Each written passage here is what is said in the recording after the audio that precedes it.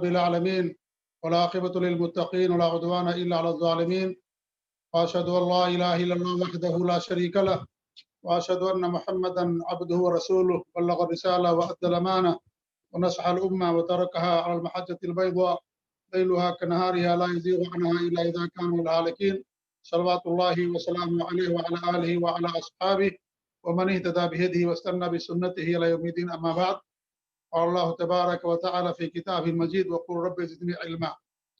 معزز ناظرین و سامعین، لگاتار اربعین نوویہ کی شرح ہر جمعہ کو آپ کے سامنے حضرت الشیخ ابو زید ضمیر حفظ اللہ کی طرف سے کی جا رہی ہے.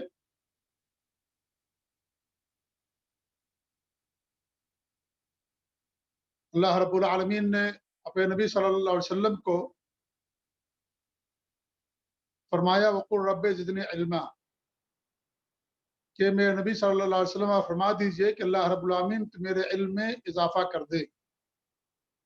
علم ہی ایک ایسی چیز ہے جس میں اضافے کی دعا سکھائی گئی ہے. وقل رب زدنی علما، کیونکہ علم حیات اور زندگی ہے اور جہالت موت اور تباہی اور بربادی ہے. بڑا مشہور واقعہ ہے جو آپ لوگوں نے بارہا سنا ہوگا کہ آپ صلی اللہ علیہ وسلم نے بنو اسرائیل کا ایک واقعہ بیان کیا کہ کوئی شخص تھا جسے 99 قتل کیا اور اس نے توبہ کرنا چاہا. اس نے سوال کیا کہ کوئی ہے زیادہ علم والا کہ مجھے وہاں بھیج آئے اور جا کر کے مجھ سے پتہ کروں کہ کیا میرے لیے توبہ ہے کہ نہیں ہے. تو لوگوں نے اسے عابد کے پاس بھیج دیا، اور عابد کے پاس تو علم نہیں ہوتا اور وہ اپنے وقت کو علم میں لگانے کے بجائے عبادت کے اندر لگاتا ہے. حالانکہ عبادت کی بنیاد بھی علم ہی ہونی چاہیے، لیکن چونکہ عام طور سے جو عابد ہوتے ہیں ان کے پاس علم کی کمی ہوتی ہے، اس لیے عابدوں کو شیطان زیادہ راستے سے گمراہ کر دیتا ہے. اس نے کہا کہ تمہارے لیے کوئی توبہ نہیں، تم نے 99 قتل کیا ہے اور تمہارے لیے کوئی توبہ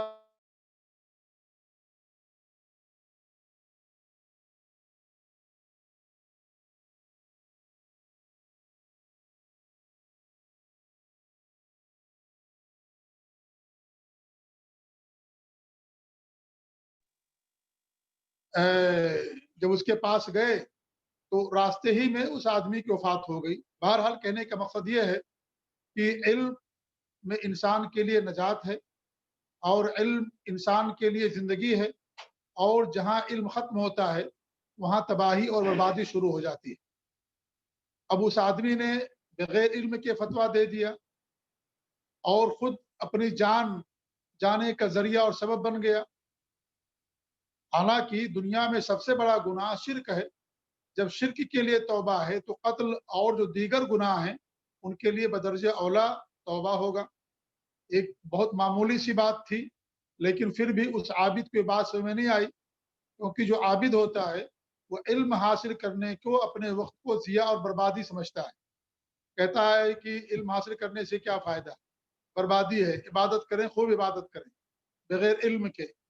تو بغیر علم کے عبادت ہم سے مطلوب نہیں ہے. انسان علم حاصل کرے پہلے، اس کے بعد اللہ رب العالمین کی عبادت کرے. تو یہ علم بہت ہی بنیادی چیز ہے اور بہت ہی اہم چیز ہے. اسی لیے اللہ رب العالمین نے فرمایا کہ وقل رب زدنی علما، یعنی اللہ رب العالمین نے حکم دیا پہ نبی کو کہ آپ کہیے کہ اللہ رب العالمین تو میرے علم میں اضافہ کر دے، میرے علم کے اندر بڑھوتری کر دے. اس طریقے سے علم میں اضافے کی دعا اللہ رب العالمین نے پہ نبی کو سکھائی. اور آپ سب کو معلوم ہے کہ دنیا کے اندر شرک اسی وقت پیدا ہوا جب دنیا سے علم اٹھ گیا. جب علم نہیں رہا لوگوں کے پاس تب دنیا کے اندر شرک پیدا ہوا.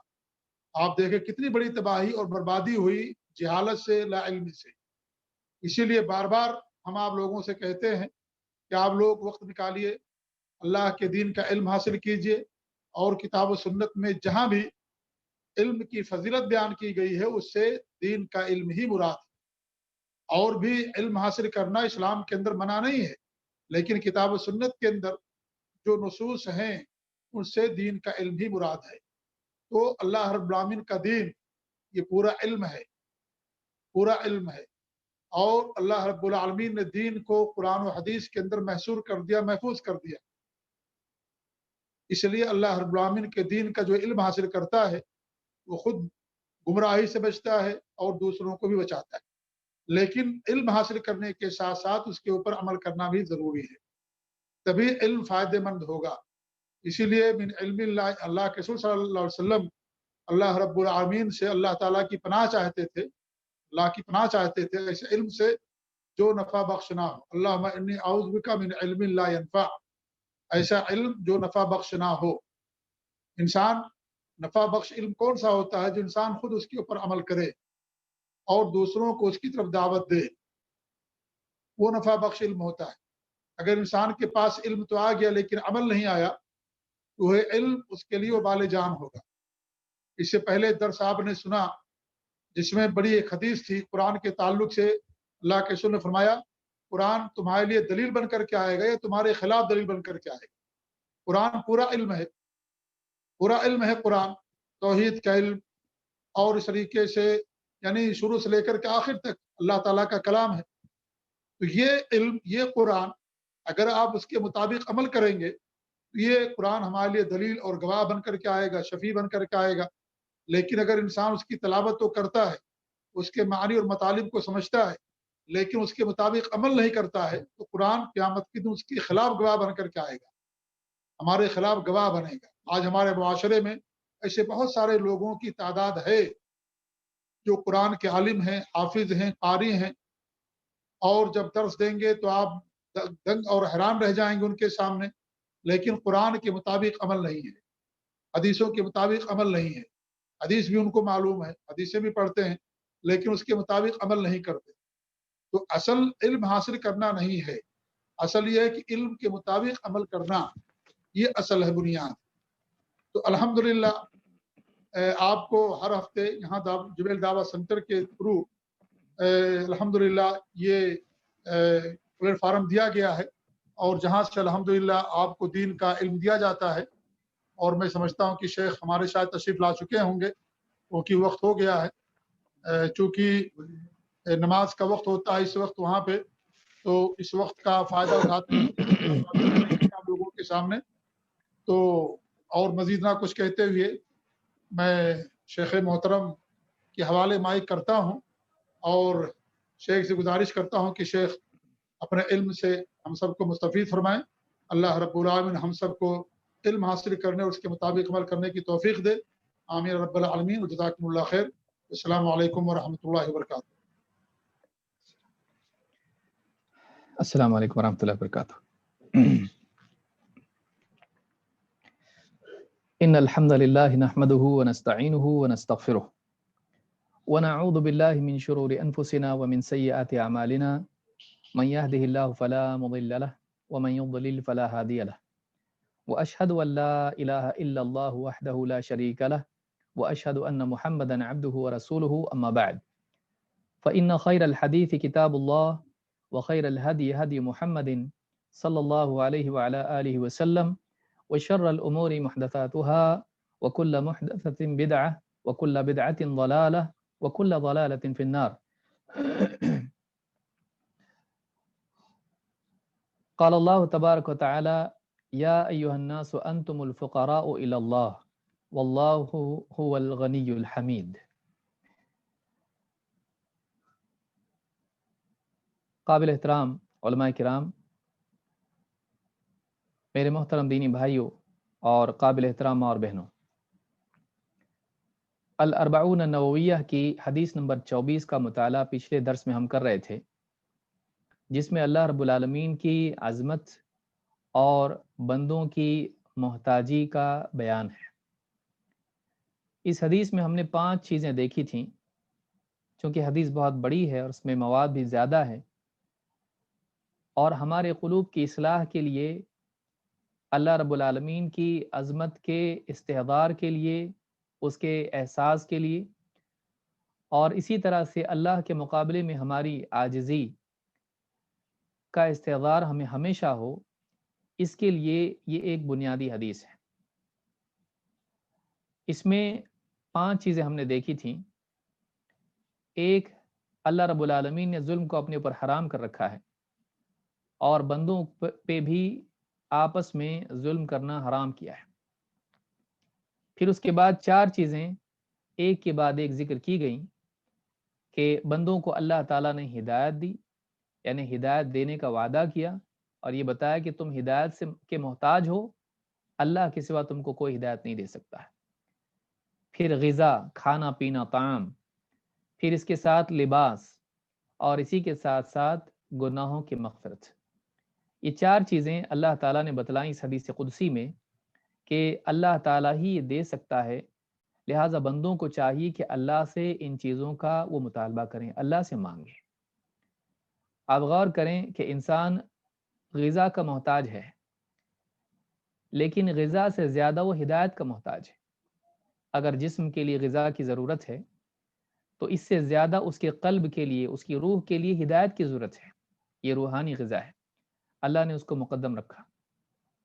پھر اسی طرح سے انسان جیسے اپنے جسم کو چھپانے کا محتاج ہے اور اسے اس کی احتیاج ہے، ضرورت ہے کہ وہ اپنے جسم کو چھپائے، ورنہ لوگوں کے آگے شرمندہ ہو جائے گا، لیکن اس سے بھی زیادہ اس بات کا محتاج ہے کہ اس کے گناہوں پر اللہ رب العالمین کی مغفرت کا پردہ ہو۔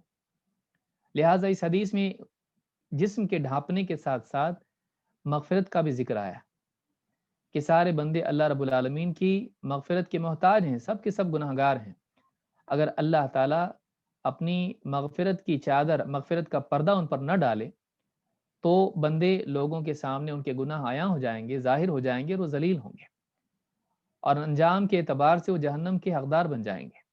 تو جہاں اللہ تعالیٰ نے انسان کے جسم کے لباس جسم کے لیے عطا کیا ہے، جسم کے ڈھانپنے کا انتظام کیا ہے، وہیں اس کے گناہوں کے ڈھانپنے کا بھی انتظام کیا ہے اپنی مغفرت کے ذریعے سے۔ مغفرت کے معنی ہی ہوتے ہیں، مغفر اسی لیے کہتے ہیں جو سر میں جنگ کے وقت میں پہنی جاتی، خود جو پہنی جاتی ہے جس سے سر کو چوٹ نہیں لگتی ہے، تو یہ ساری چیز، ہیلمٹ جس کو ہم کہتے ہیں، تو یہ مغفر اس کو کہا جاتا ہے غفرہ سے، جس کے معنی ستر کے ہوتے ہیں۔ تو اللہ تعالیٰ نے گناہوں کے ڈھانپنے کا بھی انتظام بندوں کے لیے کر رکھا ہے، بندہ اس سے طلب تو کرے۔ تو یہ چیزیں ہم نے دیکھی تھیں، اس سے آگے ہم آج بڑھتے ہیں۔ اللہ تعالیٰ فرماتا ہے اس حدیث قدسی میں، یا عبادی انکم لن تبلغوا ضری فتضرونی، اے میرے بندو، تم کبھی اس مقام کو نہیں پہنچ سکتے کہ مجھے نقصان پہنچانا چاہو اور پہنچا دو، ولن تبلغوا نفعی فتنفعونی، اور تمہیں کبھی حیثیت نہیں مل سکتی ہے کہ تم مجھے نفع پہنچانے والے بن جاؤ اور مجھے نفع پہنچانے لگے، مجھے نفع پہنچانے لگو۔ انسان کبھی، مخلوق کبھی اس حیثیت کو نہیں پا سکتی ہے کہ وہ اللہ رب العالمین کو نفع یا نقصان پہنچانے کی قدرت پائے، اور نہ اللہ کو ان کی ضرورت ہے۔ تو یہ ایک بہت بڑی بات ہے جو اس حدیث میں بیان ہوئی ہے۔ اسی طرح کہا کہ یا عبادی لو ان اولکم وآخرکم وانسکم وجنکم كانوا على اتقى قلب رجل واحد منکم ما زاد ذلك في ملکی شیئا، اے میرے بندو، اگر تمہارا پہلا اور آخری، انسان اور جنات، سب کے سب لوگوں میں سب سے زیادہ متقی شخص کے دل کی طرح ہو جائیں، تب بھی میری حکومت میں کسی بھی اعتبار سے کوئی زیادتی نہیں ہوگی۔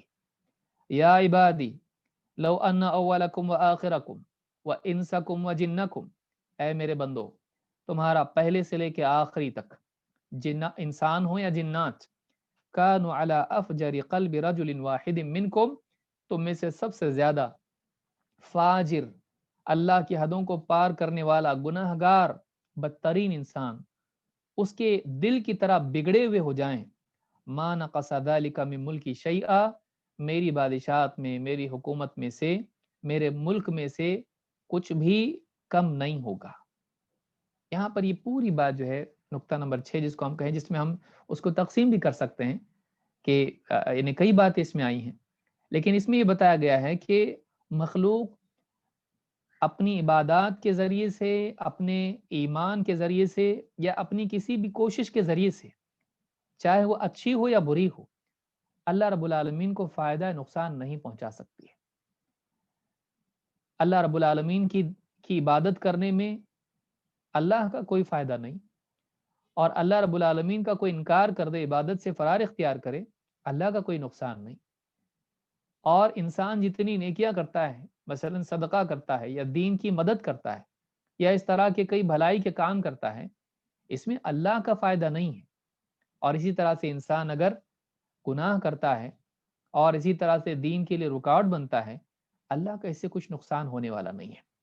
وہ قادر ہے، جو چاہتا ہے کرتا ہے، اسے بندوں کی کچھ بھی ضرورت نہیں ہے۔ یہاں پر قرآن کریم میں بھی یہ بات مختلف مقامات پر بیان ہوئی ہے۔ اللہ تعالیٰ نے فرمایا وَمَن يَشْكُرْ فَإِنَّمَا يَشْكُرُ لِنَفْسِهِ وَمَن كَفَرَ فَإِنَّ اللَّهَ غَنِيٌّ حَمِيدٌ، سورہ لقمان آیت نمبر 12۔ اللہ تعالیٰ فرماتا ہے کہ جو کوئی شکر گزاری کی زندگی جیتا ہے تو فَإِنَّمَا يَشْكُرُ لِنَفْسِهِ، تو وہ اپنے ہی لیے شکر کرتا ہے۔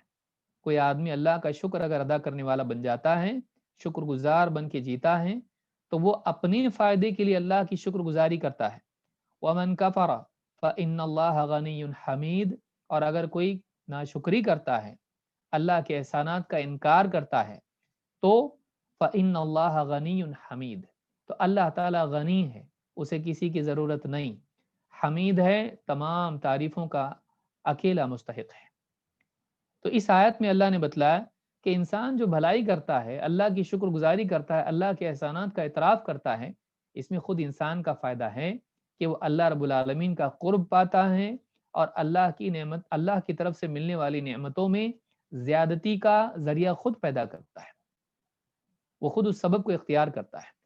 اس کے بالعکس اگر کرتا ہے، اس کا اپنا نقصان ہے، اللہ کا کوئی نقصان نہیں ہوتا۔ کیوں؟ اللہ غنی ہے، اللہ غنی، بندوں کی ضرورت نہیں، اور حمید ہے، ساری تعریفوں کا مستحق ہے۔ بندے اس کی تعریف کریں نہ کریں، اس کے احسانات کا اعتراف کریں نہ کریں، وہ تعریف کا حقدار ہے، اسے مخلوق کی تعریف کی ضرورت نہیں ہے۔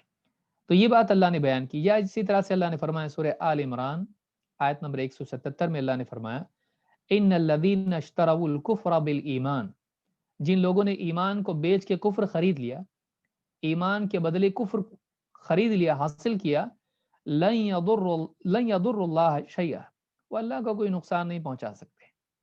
کوئی آدمی سمجھے کہ میں تو دین چھوڑ دوں گا، تو اس سے اللہ کا نقصان ہوگا؟ تیرا نقصان ہوگا، تیرا نقصان ہوگا، تو جنت سے محروم ہو جائے گا۔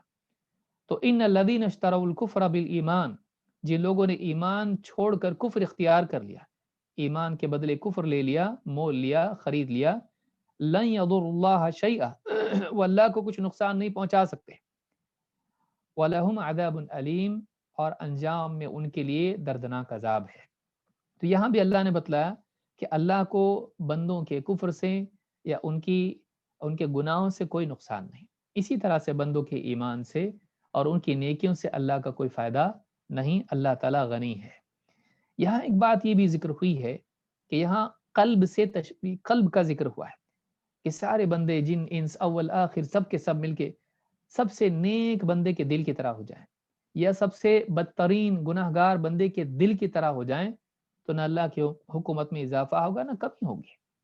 یہاں دل کی بات کہی گئی، اس لیے ابن رجب رحمۃ اللہ علیہ اس کی بنیاد پر کہتے ہیں، اس سلسلے میں کہتے ہیں وفی هذا الكلام دلیل علی ان الاصل فی التقوی والفجور هو القلب، کہتے ہیں اس حدیث میں اور ان کلمات میں اس بات کی دلیل ہے کہ تقوی اور فجور، پرہیزگاری، دینداری اور بے دینی اور گناہوں کی بنیاد، اصل، جڑ دل ہے۔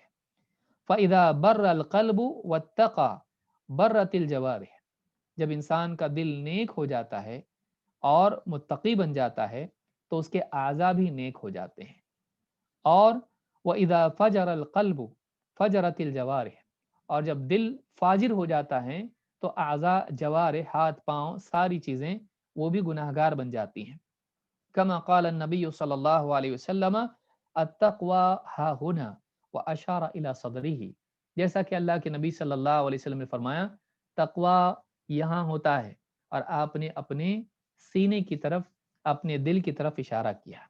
تو جامع العلوم والحکم میں ابن رجب نے بات کہی ہے۔ اس سے ایک بات یہ معلوم ہوتی ہے کہ انسان کی صلاح اور اس کی بربادی، اس کے نیک ہونے، اس کی صلاح اور اس کے فساد کا مدار، بننے بگڑنے کا مدار دل پر ہوتا ہے۔ اور اگر انسان کی زندگی میں بگاڑ ہے تو یہ اعمال کا بگاڑ اشارہ کرتا ہے کہ اس کے دل کے اندر کہیں نہ کہیں بگاڑ ہے۔ لہٰذا اعمال کے بگاڑ کی اصلاح کی شروعات دل کی اصلاح سے کرنا چاہیے۔ समाज में बिगाड़ बहुत है, इसकी जड़ कहाँ है, कहाँ से शुरू करें? दिलों की इस्लाह से। ये दुआत के लिए एक नुक्ता है जो हदीस में हमको मिलता है कि असल बिगाड़ दिल से शुरू होता है, जो इंसान की पूरी ज़िंदगी पर असरअंदाज होता है। लिहाजा इस्लाह करने वाले ईमान और यकीन और तक़वा को दिल में लाने के लिए कोशिश करें ताकि समाज अच्छा हो जाए। चलिए आगे बढ़ते हैं। अगला टुकड़ा हदीस का है, या इबादी लौ अन्न अव्वलकुम व आखिरकुम व इंसकुम व जिन्नकुम क़ामू फ़ी सईदिन वाहिदिन फ़सअलूनी फ़अअतैतु कुल्ल इंसानिन मिनहुम मसअलतहु मा नक़स ज़ालिका मिम्मा इंदी इल्ला कमा यनक़ुसुल मिख़यतु इज़ा दख़लल बहर। अल्लाह ताला फरमाता है, ऐ मेरे बंदो, अगर तुम्हारा पहले से लेके आखिरी तक इंसान भी और जिन भी सब के सब एक मैदान में, फी सईदिन, एक मैदान में जमा हो जाएं और मुझसे मांगे, मुझसे सवाल करें, मुझसे तलब करें, मांगे, और मैं हर एक इंसान को, हर एक यानी जिन हो या इंसान, हर एक को उसकी मांगी हुई चीज बेअनी ही अता करूं, तो मेरे पास इतनी कमी भी नहीं होगी जितनी समंदर में सुई डुबोने से होती है। इसमें अल्लाह रब्बुल आलमीन के खजानों और उसकी अता का बयान है। लेकिन इसमें एक अजीब बात बयान की गई, नहीं कहा हर इंसान अपने अपने वक्त में जहां कहीं वो है मांगे। हर मखलूक अपनी अपनी ज़रूरत अल्लाह से जिस दौर में है, जिस इलाके में है, और अपने औकात में मांगे, तो ये तो डिस्ट्रीब्यूट हो जाता है। यहाँ कहा गया एक वक्त में, एक मैदान में सब के सब जमा होकर मांगे। इज़्दिहाम जो है ये भी एक मसला होता है। आप देखें, आपको भी अगर कोई, सारे घर में लोग जितने हैं वो सब एक साथ बोलने लगे हमको ये चाहिए, ये चाहिए, आप क्या, एक एक रुक जाओ, रुक जाओ, एक एक करके बोलो क्या क्या चाहिए। हालांकि ये कुदरत है या नहीं सबको देने की, एक इजाफी चीज है, लेकिन एक साथ सबका मुतालबा करना और एक साथ सबको अता करना, ये अता पर आता है। ये अल्लाह की कुदरत भी है और अल्लाह रब्बुल आलमीन की सखावत भी है, और अल्लाह ताला के पास खजाने कितने हैं, कितना अल्लाह के पास है, इसका बयान है कि जिसके पास सब कुछ दुनिया में हो देने के लिए लोगों को, लेकिन उसको भी एक वक्त में अगर सब मांग ले तो वो भी परेशान हो जाता है। अल्लाह रब्बुल आलमीन के लिए ऐसा नहीं है कि बंदों को अल्लाह से मांगने में कतार लगा के मांगना पड़ेगा, क्योंकि ज़रूरतें कतार के ताबे नहीं होती हैं। सबको एक साथ मुसीबत आई, पुकार रहे हैं अल्लाह को, तो सबको एक साथ ज़रूरत है, मांग रहे हैं अल्लाह से। अल्लाह ऐसा कादिर है कि अल्लाह रब्बुल आलमीन एक वक्त में, एक मैदान में सब के सब जमा होकर अपनी मर्जी की चीज़ें जो भी मांगना है मांगे। अल्लाह को कोई मुश्किल नहीं उनकी दुआ सुनने में, और अल्लाह रब्बुल आलमीन सबको जो मांगा है वो सब कुछ अता कर दे। अल्लाह के पास कमी नहीं होती है। अल्लाह के पास कमी नहीं होती कि ठहरो थोड़े वक्त के बाद मांगना, नहीं। अल्लाह के पास इतना है कि अल्लाह सब एक साथ दे दे, तो समंदर में सुई डुबोने से जो कमी होती है वो अल्लाह के खजानों में उतनी भी नहीं होती है। ये भी समझाने के लिए बोला गया है, ये भी समझाने के लिए बोला गया है। अल्लाह ताला फरमाता है, व इम मिन शैइन इल्ला इंदहु इंदना खजाइनुहु, हर चीज के हमारे पास खजाने हैं। सूरतुल हिज्र आयत नंबर 21। इसी तरह से अल्लाह के नबी सल्लल्लाहु अलैहि वसल्लम फरमाते हैं, इन्ना यमीन अल्लाह मलआ, अल्लाह ताला का दायां हाथ भरा हुआ है, ला यगीदुहा नफकतुन, अल्लाह ताला जो भी खर्च करता है, अल्लाह के पास जो कुछ भी है उसमें से कम नहीं होता है। सहाउल लैल वन नहार, और रात दिन मखलूक पर खर्च करता रहता है, लुटाता रहता है, अता करता रहता है। अरअयतुम मा अनफक़ मुन्ज़ु ख़लक़ अस्समावाति वल अर्द फ़इन्नहु लम यनक़ुस मा फ़ी यमीनिही, जरा गौर करो, आसमान और जमीन के बनने से लेकर अब तक कितना वो खर्च कर रहा है, बंदों को कितना अता कर रहा है, इंसान से लेके जानवर से लेके परिंदे और मछलियां, सारी मखलूक़ात और जिन्नात भी, इनको अता कर रहा है। लेकिन फ़इन्नहु लम यनक़ुस मा फ़ी यमीनिही, उसके दाएं हाथ में अता करने के लिए जितना है, जो कुछ है, उसमें से कुछ भी कम नहीं हुआ है। इस हदीस से मालूम होता है कि कम नहीं होता है। वो कम होता है जो बात कही गई है वो समझने के लिए है, वरना अल्लाह के यहाँ कम होता नहीं है। तो और आखिरत का भी मामला इससे भी बढ़कर है, आखिरत का मामला तो इससे भी बढ़कर है। تو یہ بخاری کی حدیث ہے اور مسلم میں بھی حدیث ہے. ابو ہریرہ رضی اللہ عنہ نے اس کو روایت کیا. صحیح بخاری کتاب التوحید حدیث نمبر 7419. تو یہ بات اس حدیث میں ملتی ہے کہ اللہ کے پاس اتنا ہے تو مانگنے سے کیوں گھبراتا ہے؟ مانگ اللہ سے. یعنی یہاں پچھلی باتیں جتنی بیان کی گئی ہیں تو اس میں بتایا گیا کہ دیکھ یہ دے گا، اللہ ہدایت دیتا ہے، کھانا پینا لباس اور سب کچھ اللہ عطا کرتا ہے. اور سب ایک ساتھ مانگے تو بھی مسئلہ نہیں، سب کو ایک وقت میں دے دے تب بھی اللہ کے پاس کچھ کم نہیں ہوتا ہے. یعنی تو مانگنے سے گھبرا مت، جانے دو نا اللہ کو کیوں تکلیف دینا، نعوذ باللہ. اللہ کا معاملہ تیرے جیسا نہیں ہے، اللہ کے پاس سب کچھ ہے. اس دعا میں آدمی کہ اللہ تو چاہے تو دے، یعنی اللہ کو کوئی پرابلمس ہیں دینے میں؟ ایسا نہیں مانگنا چاہیے کہ اللہ اگر تو چاہے تو دے. تو تیرے دعا کرنے کے بجائے بھی اللہ تعالیٰ چاہے گا تو دے گا. تیرے بولنے کا تھوڑی محتاج ہے اللہ تعالیٰ. لیکن تیرا دعا کرنا، اللہ سے گڑ گڑا کے مانگنا تیری بندگی کا اظہار ہے اور اللہ کو وہ پسند ہے. ورنہ تو نے ماں کے پیٹ میں اللہ سے مانگا نہیں تھا جب اللہ نے تجھ کو دیا. بے مانگے اللہ نے دیا، آنکھ، ہاتھ، پاؤں، زبان سب کچھ دیا اللہ نے. اور اس کے بعد غذا کا انتظام، لباس کا انتظام تیرے مانگے بغیر کیا ہے. لیکن جب تجھ کو شعور آیا، تجھ کو اللہ کی معرفت پیدا ہوئی، تو اب تو زیادہ حقدار اس بات کا کہ مانگے اللہ سے. اور تیرے لیے زیادہ ضروری ہے کہ تو مانگے اللہ سے، کیونکہ اب تجھ کو اپنی عاجزی کا احساس ہونا چاہیے. یہ ایمان کا تقاضا ہے، ایمان کا تقاضا ہے. آئیے آگے بڑھتے ہیں. یا عبادی انما ہی اعمالکم احصیھا لکم ثم اوفیکم ایاھا. اے میرے بندو، یہ تو بس تمہارے اعمال ہیں جنہیں میں گن گن کے محفوظ رکھتا ہوں، پھر انہیں پورا پورا ان کا بدلہ تمہیں واپس لوٹاؤں گا. یعنی یہاں پر اس بات کا بندوں کو یقین دہانی ہے، تمہارے اعمال ضائع نہیں ہوتے. جو کچھ تم بھلائی کرتے ہو وہ ضائع نہیں ہوتا ہے. تم یہ مت سوچو کہ اللہ تعالیٰ اتنا کائنات کا نظام چلا رہا ہے، ہماری نیکی رات کے اندھیرے میں کی، جنگل میں کی، دل کے دل میں کچھ نیکیاں کر لیں، اللہ کو یاد کر لیا، اللہ کے خوف سے ڈرا، جو بھی نیکیاں تیری ہیں، اللہ تعالیٰ سے کوئی بھی نیکی تیری مخفی نہیں ہے. اللہ تیری ہر نیکی کو محفوظ کر کے گن گن کے رکھتا ہے. یہ بلاغت ہے. اور اس میں بتایا گیا یعنی ہر چیز محفوظ ہے اللہ کے پاس، چھوٹی ہو بڑی ہو، شمار کی ہوئی ہے. اور ثم اوفیکم ایاھا، دوسرا پہلو یہ کہ محفوظ ہیں لیکن اس کا پورا بدلہ آخرت میں ملے گا، دنیا میں نہیں ملتا. دنیا میں کتنے لوگ بھلائیاں کرتے ہیں چلے جاتے ہیں، ان کا مقام نہیں ملتا ہے.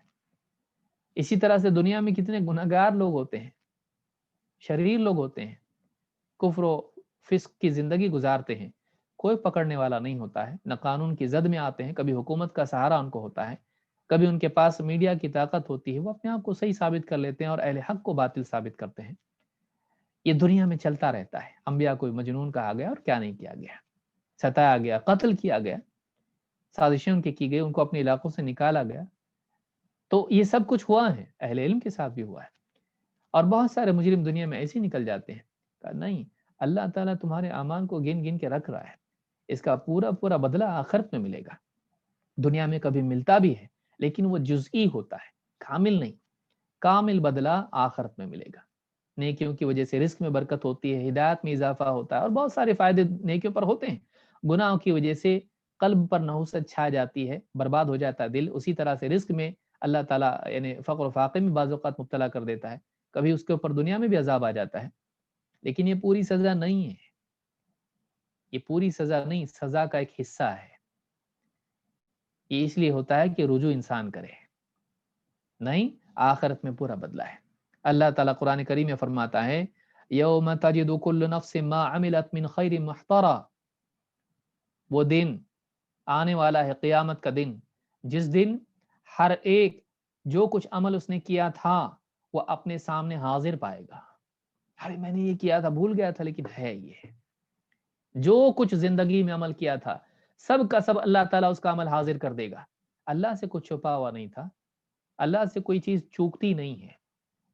وہاں ہر عمل اپنا حاضر پائے گا. وما یہ نیکی، وما عملت من سوء تود لو ان بینہا وبینہ امدا بعیدا. اور جو کچھ برائی اس نے کی تھی اس کو بھی حاضر پائے گا. اور برائی کرنے والا تمنا کرے گا کاش کہ میری کرتوت، میرے گناہ، میری برائیاں، میرا شر، میری سرکشی، اس کے اور میرے درمیان کئی کئی زمانوں کا اور دوری، اتنا لمبا فاصلہ ہوتا کہ وہاں پہنچنے کو بہت وقت لگتا ہے، دور دور دور ہو جاتی، میرے قریب نہیں آتی میری برائی، ان کی میری کوئی نسبت نہیں ہوتی ہے، ان سے میں دور ہو جاتا ہے۔ تو انسان اپنی برائیوں سے، اپنی کرتوت سے دور ہونا چاہے گا قیامت کے دن۔ اللہ تعالیٰ فرماتا وَيُحَذِّرُكُمُ اللَّهُ نَفْسَهُ، اللہ تم کو اپنے آپ سے ڈراتا ہے۔ وَاللَّهُ رَؤُوفٌ بِالْعِبَادِ، اللہ تعالیٰ اپنے بندوں پر بڑا رؤوف ہے، نرم ہے، شفقت والا ہے، اسی لیے تم کو مہلت دیتا ہے دنیا میں، اور بندوں کی نیکیوں کو قبول کرتا ہے، کئی گنا بڑھا کے دیتا ہے۔ لیکن قیامت کے دن اللہ تعالیٰ عدل کرنے والا ہوگا، اور جس پر چاہے گا رحم فرمائے گا۔ یہ سورہ آل عمران کی آیت نمبر 30 ہے۔ اسی طرح سے اللہ نے فرمایا یوم یبعثہم اللہ جمیعا فینبئہم بما عملوا، قیامت کے دن دوبارہ زندہ کر کے اللہ تعالیٰ ان سب کو جمع کر دے گا، اور فینبئہم بما عملوا، جو کچھ اعمال انہوں نے کیے تھے ان کو سب اللہ بتائے گا۔ تم کیا اللہ کو بتاؤ گے تم نے کیا کیا ہے؟ اللہ تم کو بتائے گا تم نے کیا کیا ہے۔ وہ تمہارے اعمال اور تمہاری نیتوں سے تم سے زیادہ باخبر ہے۔ تم تو کر کے بھول جاتے ہو، اللہ بھولتا نہیں۔ وما كان ربك نسيا، وہی اللہ فرماتا ہے فَيُنَبِّئُهُم بِمَا عَمِلُوا، اور اللہ فرماتا ہے احصاہ اللہ ونسوہ، اللہ تعالیٰ نے گن گن کے محفوظ کر رکھا ان کے اعمال کو، جبکہ یہ بھول گئے تھے، واللہ علی کل شیء شہید، اور اللہ تعالیٰ ہر چیز پر گواہ ہے، ہر چیز پر گواہ ہے، چاہے تم نے اندھیرے میں گناہ کیا ہو یا تنہائی میں، اللہ گواہ ہے اس کا۔ تم سمجھتے ہو کوئی تم کو دیکھ نہیں رہا ہے، اللہ تعالیٰ تم کو دیکھ رہا ہے، وہ گواہ ہے تمہارا، کسی اور کی اللہ کو ضرورت نہیں، اللہ اکیلا گواہ کافی ہے۔ تو یہ بھی قرآن کریم میں سورۃ المجادلہ میں اللہ تعالیٰ نے آیت نمبر 6 میں بات کہی ہے۔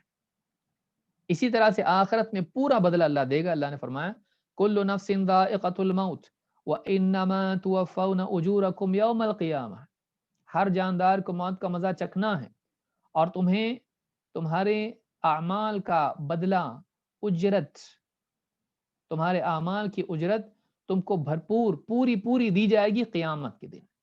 فمن زحزح عن النار وادخل الجنة فقد فاز، تو جو کوئی جہنم سے بچا لیا گیا اور جنت میں داخل کر دیا گیا وہ کامیاب ہو گیا۔ وما الحیات الدنیا الا متاع الغرور، اور دنیا کی زندگی دھوکے کی پونجی کے سوا اور کیا ہے۔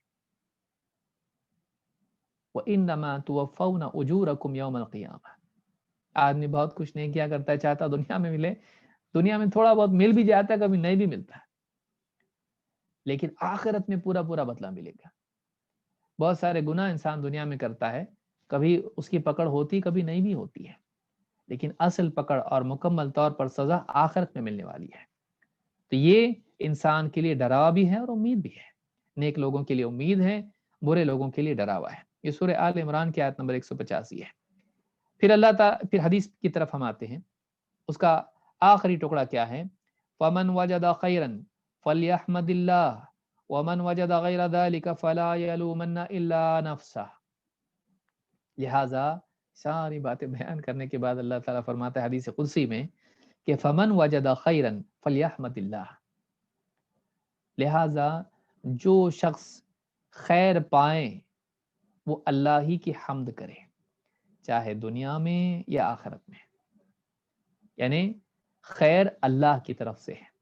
ومن وجد غیر ذالک، لیکن جس کو خیر کی بجائے کچھ اور نصیب ہو جائے، خیر کے بالعکس، خیر کے یعنی ضد کیا ہے؟ شر، جس کے حصے میں شر آ جائے، فلا یلومن الا نفسہ، وہ کسی اور کو نہیں اپنے کو ملامت کرے، اس کا ذمہ دار وہ خود ہے، چاہے دنیا ہو یا آخرت ہو، کیونکہ بہت ساری دنیا کی مصیبتیں اس کے اپنے گناہوں کی وجہ سے ہوتی ہیں، اور آخرت میں جو سزا ملے گی وہ بھی اس کے اپنے کرتوت کا نتیجہ ہوگی۔ تو جو خیر پاتا ہے یہ اللہ کا فضل ہے، اور جو دنیا میں مصیبت جس پر آتی ہے وہ اللہ کا عدل ہے۔ اس کو یاد رکھیں کہ خیر ایک نیکی کر رہا ہے 10 گنا اللہ دے رہا ہے، تو تجھ سے زیادہ تو اللہ تجھ کو عطا کر رہا ہے، تو نیکی کر رہا ہے تھوڑی، اللہ دے رہا ہے زیادہ، اور انعام جنت دے رہا ہو کتنی بڑی ہے، تیرے عمل کے مقابلے میں جنت کتنی بڑی ہے، کتنا بہتر بدلہ ہے وہ، تو اللہ کا فضل ہے، تو اللہ کی تعریف کر۔ اور دنیا میں گناہوں کے لیے مہلت دینا، یعنی گناہ کے بعد توبہ کے لیے مہلت دینا، اور اسی طرح سے گناہوں کو معاف کرنا، گناہوں پر پردہ ڈالے رکھنا، یہ بھی تو اللہ کا فضل ہے۔ لیکن پھر اس کے بعد اگر سزا تیرے گناہ پر آتی ہے، ذمہ دار تو ہے کہ تو نے توبہ نہیں کی، تو نے توبہ نہیں کی۔ لہٰذا جس کو خیر کی بجائے کچھ اور پہنچے وہ اپنے آپ ہی کو ملامت کرے۔ اس لیے آپ دیکھیں گے جنت میں جانے والے جنتی وہاں پر نہیں کہیں گے کتنا زبردست کام میں نے کیا، دیکھو جنت کیسے اچیو کیا، وہ ایسا نہیں کہیں گے، وہ کہیں گے ساری تعریف اللہ کے لیے ہے۔ وہ کہیں گے، قرآن میں اللہ نے ذکر کیا ان کا قول، کہیں گے وقالوا الحمد للہ الذی اذهب عنا الحزن، تمام تعریف اللہ کے لیے ہے جس نے ہم سے غم کو دور کر دیا۔ معلوم ہوا نیک لوگوں کی زندگی دنیا میں غم والی ہوتی ہے، دنیا میں فتنے، فساد، فقر و فاقہ اور مصیبتیں، اور اسی طرح سے فتنے اتنے سارے، اور شیطان اور نفس اور فاسقین اور کفار اور نہ جانے سیاسی بکھیڑے، کتنی مصیبتوں میں مسلمان جیتا ہے، آزمائش پہ آزمائش۔ تو جنت میں جانے والے سب سے پہلے دیکھیے، اس کو سوچئے، سب سے پہلے جنت میں جانے والے نیک لوگ بیچارے کیا کہیں گے؟ ساری تعریف اللہ کے لیے ہے، غم دور، اب غم نہیں، کیونکہ ان کی زندگی دنیا میں کیسی تھی؟ غم والی، ایک کے پیچھے ایک مصیبت، کیونکہ نیک لوگوں پر آزمائش آتی رہتی ہے۔ وقالوا الحمد للہ الذی اذهب عنا الحزن ان ربنا لغفور شکور، ہمارا رب بڑا غفور ہے، بڑا شکور ہے۔ غفور ہیں جو کوتاہی ہوئی سب کو مغفرت کر دی، شکور ہیں جو کچھ بھی چھوٹا موٹا عمل ہم نے کیا تھا قبول کیا اس نے۔ غفور ہے، شکور ہے، گناہوں کے معاملے میں غفور ہے، نیکیوں کے معاملے میں شکور ہے۔ الذی احلنا دار المقامۃ من فضلہ، یہ وہ ذات ہے، وہ اللہ ہمارا رب وہ ہے جس نے ہمارے لیے ہمیشگی کے گھر کو حلال کر دیا اپنے فضل سے، ہمارا کوئی کمال نہیں، اس کا فضل ہے بھائی، دے دیا اس نے اتنی بڑی جگہ، ہم کو اتنی اچھی جگہ دے دی۔ لا یمسنا فیہا نصب ولا یمسنا فیہا لغوب، ایسی جنت جس میں نہ ہم کو تھکن لاحق ہوگی، تھکن ہم کو چھو نہیں سکتی، اور نہ ہم کو اکتاہٹ یہاں پہ چھوئے گی، نہ تھکے گا نہ اکتائے گا۔ نعمتوں کی لذت دوڑا سب کچھ نعمتیں استعمال کر رہا اتنا کہ تھک گیا۔ آج آپ دیکھیں لوگ کھاتے کھاتے بھی تھکتے ہیں، بہت کھایا تھک گیا، پسینہ پسینہ ہو گیا ایک دم۔ تو بعض اوقات آدمی نعمتوں کے سے استمتاع میں، ان سے فائدہ اٹھانے میں بھی تھک جاتا ہے، بچے کھیل کے تھک جاتے ہیں، انسان بہت آدمی اپنی پسند کی چیز سے بھی تھکتا ہے، جنت میں نہیں۔ اور کبھی ایسا ہوتا ہے کہ جسم نہیں تھکتا، دل تھکتا، اکتا جاتا آدمی، تو وہاں پر آدمی کا دل بھی نہیں تھکے گا، ٹھیک ہے بہت ایک چیز کر لی اس کے بعد دل اکتا گیا اس سے، اب مزہ نہیں آیا وہ، تو نہ جسم تھکے گا، لا یمسنا فیہا نصب، نہ جسم تھکے گا، اور ولا یمسنا فیہا لغوب، اور نہ اس سے دل تھکے گا، دل اکتائے گا بھی نہیں، اس سے بور نہیں ہوگا، جس کو ہماری زبان میں ہم کہتے ہیں۔ یہ سورہ فاطر کی آیت نمبر 34-35 ہے۔ تو یہ آپ دیکھیں یہاں بتایا گیا جنت میں جانے والے اللہ کی حمد کریں گے، جنت کے استحقاق کی بات نہیں کریں گے، اللہ کے فضل کی بات کریں گے، ہمارا حق نہیں بھائی، اللہ نے دیا، اللہ کا فضل و کرم ہے، وہ نہیں دیتا تو ہم کو نہیں ملتا۔ تو یہ جنتی کہیں گے۔ دنیا میں جو نعمتیں اور عذاب انسان پر آتی ہیں ان کا کیا معاملہ ہے؟ عذاب آتا ہے یا نعمتیں ملتی ہیں، اللہ تعالیٰ فرماتا ہے وما ما اصاب من حسنۃ فمن اللہ وما اصابک من سیئۃ فمن نفسک، جو بھی بھلائی تجھ کو دنیا میں ملتی ہے یا جو بھی بھلائی تجھ کو نصیب ہوتی ہے وہ اللہ کی طرف سے ہے، اللہ کی طرف سے ہے، اور جو مصیبت تجھ پر آتی ہے، جو برائی تجھ پر آتی ہے وہ تیری طرف سے ہے، تیری طرف سے، یعنی چاہے گناہ کا معاملہ ہو چاہے اس کی وبال کا معاملہ ہو، تیری وجہ سے ہے، تیری وجہ سے ہے کہ تو برائی کرتا ہے، اس کے نتیجے میں اللہ کی طرف سے تجھ پر مصیبت آتی ہے۔ ہاں جو فضل اللہ تعالیٰ کی طرف سے نعمتیں عطا ہوتی ہیں وہ اللہ کی طرف سے ہے، اللہ تعالیٰ اپنی طرف سے دیتا ہے۔ تو یہ بھی چیز جو ہے قرآن کریم میں سورہ نساء میں اللہ نے بیان کی ہے۔ قیامت کے دن شیطان بھی برات کا اظہار کر دے گا، میرا کچھ نہیں ہے، تم خود گمراہ ہو۔ آدمی کیسا ہوتا برا ہو، شیطان کا ایسا ایسا کر رہا ہے، خود کرتا، اور نام کس کا لیتا ہے؟ شیطان کا۔ بلا شبہ شیطان بھی بھڑکاتا ہے، لیکن شیطان تیرا ہاتھ پکڑ کے تو تجھ کو نہیں لے جاتا، وہ کیا کرتا ہے؟ وہ ایڈورٹیزمنٹ تیرے سامنے پیش کرتا ہے، وہ تیرے سامنے خوشنما بنا کے پیش کرتا ہے، چل کے تو جاتا ہے، چل کے تو جاتا ہے۔ اسی لیے قیامت کے دن شیطان کیا کہے گا دیکھیے، قرآن کریم میں اللہ تعالیٰ نے وہ بھی ہم کو بتا دیا تاکہ ہم ہوشیار ہو جائیں. یہاں جو کہا گیا نا کہ جو آدمی خیر پائیں تو اللہ کی حمد کرے، جو خیر کے بالعکس شر پائیں وہ اپنے آپ ہی کو ملامت کرے. یعنی ذمہ دار تو ہے، کسی اور پہ مت ڈال.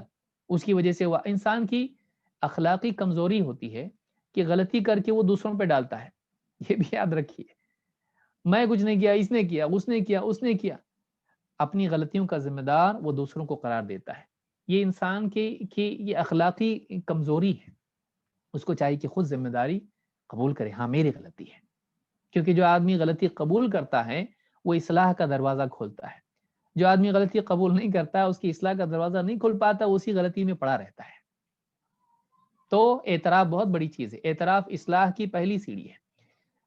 شیطان کیا کہے گا؟ وَمَا كَانَ لِي عَلَيْكُم مِّن سُلْطَانٍ إِلَّا أَن دَعَوْتُكُمْ فَاسْتَجَبْتُمْ لِي. میرے ہاتھ میں کچھ بھی نہیں تھا، میرے بس میں کچھ بھی نہیں تھا، میرا تم پر کوئی زور نہیں تھا سوائے اس کے کہ میں نے تمہیں دعوت دی تو تم نے دعوت قبول کی. میں نے تم کو کال کیا، تم نے ریسیو کیا. میں نے تم کو دعوت دی گناہوں کی طرف، تم نے اس کو قبول کیا. اور فلا تلومونی ولوموا انفسکم، مجھے برا بھلا مت کہو، مجھے ملامت مت کرو، خود اپنے آپ کو ملامت کرو. تو شیطان بھی قیامت کے دن نصیحت کرے گا انسان کو. کیا کہے گا؟ میں ذمہ دار نہیں، میں نے دعوت دیا، میرا تو کام ہی تھا تم کو بھٹکانا. آئے کیوں تم آئے کیوں؟ تم نے میری بات کیوں نہیں مانی؟ کیوں مانی میری بات تم نے؟ تم کو اللہ نے بھی دعوت دی تھی. واللہ یدعو الی دار السلام. اللہ تعالیٰ تم کو، اللہ تعالیٰ دعوت دیتا ہے دار السلام کی طرف. تو اللہ تعالیٰ نے تم کو پکارا، جنت کی طرف بلایا، تم نہیں گئے. میں نے تم کو بلایا، تم میرے پاس آئے. تو ذمہ دار کون ہوں؟ میں ہوں، تم خود ہو. انتخاب تمہارا ہے، کیونکہ انسان اپنی چوائسز کا ذمہ دار ہوتا ہے. تم نے چوائس کیا کی؟ تم نے چنا میری دعوت کو، اللہ کی دعوت کو تم نے نہیں چنا. تو تم ذمہ دار خود ہو. تم یہ نہیں بول سکتے شیطان نے بلایا کیوں، میں تو بلاتا ہی رہوں گا. میرا تو قاعدہ تھا دنیا میں کہ بلاؤں گا، میں قیامت تک وقت لیا تھا میں نے. لیکن تم کو تو معلوم تھا کہ اللہ کی ماننا چاہیے. تو ذمہ دار تم ہو، میں نہیں. اور اس کی تو جہنم پکی ہے، اس کے ساتھ یہ بھی اس کے ساتھ جائیں گی جنہوں نے اس کی بات مانی ہے. تو یہ سورہ ابراہیم آیت نمبر 22 میں، اب تفصیل سے میں نے نہیں ذکر کیا کیونکہ بات لمبی ہو جائے گی، لیکن اتنا حصہ میں نے بیان کیا جس میں شیطان کہہ رہا ہے مجھ کو ملامت مت کرو، اپنے آپ کو ملامت کرو. تو یہاں پر معلوم ہوا کہ اگر انسان گناہوں کے نتیجے میں دنیا میں مصیبت آتی ہے وہ خود ذمہ دار ہے. وَالشَّرُّ لَيْسَ إِلَيْكَ، اللہ کے نبی صلی اللہ علیہ وسلم کی دعاؤں میں سے ہے، اے اللہ شر کی نسبت تجھ سے نہیں ہے، شر کی نسبت تجھ سے، شر کا تجھ سے کوئی جوڑ نہیں ہے. اللہ کی طرف سے خیر ہی خیر ہے. اللہ تعالیٰ کے سارے فیصلوں میں خیر ہوتی ہے، شر نہیں. تو یہ حدیث بہت ہی پیاری حدیث تھی جس کو ہم نے دیکھا، جو حدیث نمبر 24 ہے، جس میں اللہ رب العالمین کی بڑائی، اس کی عظمت، اس کی قدرت کا بیان ہے، اس کی عطا کا بیان ہے. اور انسان کے بارے میں بتایا گیا کہ انسان کمزور ہے، وہ محتاج ہے اور وہ امتحان میں ہے. لہٰذا وہ اعمال صحیح کر لے، اپنے اعمال صحیح کر لے تاکہ آخرت میں وہ ناکام و نامراد نہ ہو. اور اس پہ ذمہ داری ڈالنے کے بجائے آدمی خود اپنے عمل کا ذمہ دار اپنے آپ کو بنائے اور صحیح راستے کو اختیار کرے. شیطان کو نام رکھ کے غلط کام کرتا رہے، ہاں نا دیکھو نا شیطان میرے کو ایسے ایسے کرواتا ہے. تو کیا کر رہا ہے؟ تجھ کو اللہ تعالیٰ نے آزادی نہیں دی چننے کی، تو ذمہ دار تو ہے. سوچ تو جو کچھ کر رہا ہے اس کا ذمہ دار تو ہے. دوسروں کو ذمہ دار قرار دے کر تو راہ فرار اختیار نہیں کر سکتا. تو یہ اس حدیث کا پورا حاصل ہے. اور بھی بہت ساری باتیں ہیں، اہل علم سے آپ سن سکتے ہیں اور کتابوں میں آپ اس کو پڑھ سکتے ہیں. اہل علم میں بہت ساری کتابیں، اس کی شروعات بہت لکھی گئی ہیں، آپ ان کا مطالعہ کر سکتے ہیں. چلیے آگے بڑھتے ہیں. ہم اب دوسری آگے کی حدیث نمبر 25 دیکھیں گے. حدیث نمبر 25 اور 26 ایک اعتبار سے جڑی ہوئی ہیں، لیکن ان میں کچھ قدرے باتیں مختلف ذکر ہوئی ہیں. ایک ایک کر کے ہم اس کو حدیث کو دیکھیں گے. حدیث نمبر 25 پر ہم نے جو عنوان قائم کیا ہے وہ ہے نیکی کے راستوں کی کثرت. آدمی ایک نیکی نہیں کر پاتا ہے، دل میں اس کو لگتا ہے میں یہ نہیں کر سکتا. لیکن جنت میں جانے کا ایک ہی راستہ ہے، یہی کرو؟ نہیں، جنت میں جانے کے لیے اللہ نے کئی راستے رکھے ہیں. لہٰذا اگر آپ کے لیے ایک نیکی ممکن نہیں ہے تو آپ دل چھوٹا نہ کریں، آپ دوسرے راستے اپنا کر وہیں پہنچ سکتے ہیں جہاں دوسرے لوگ پہنچے ہیں۔ تو نیکیوں کے کئی مشروع راستے ہیں، آپ خود سے نہیں بنا سکتے اپنی طرف سے کچھ بھی۔ قرآن و سنت میں جو راستے بتائے گئے ہیں تو وہ کئی کئی نیکیاں ایسی ہیں کہ ایک اگر آپ نہ کر سکو کسی مجبوری کی وجہ سے تو دوسری آپ کر سکتے ہیں۔ اس پوری حدیث کا حاصل یہ، آئیے ہم دیکھتے ہیں یہ حدیث کیا ہے۔ عن ابی ذر ایضا، پچھلی حدیث بھی حضرت ابو ذر رضی اللہ تعالیٰ عنہ کی تھی، یہ بھی انہی سے مروی ہے۔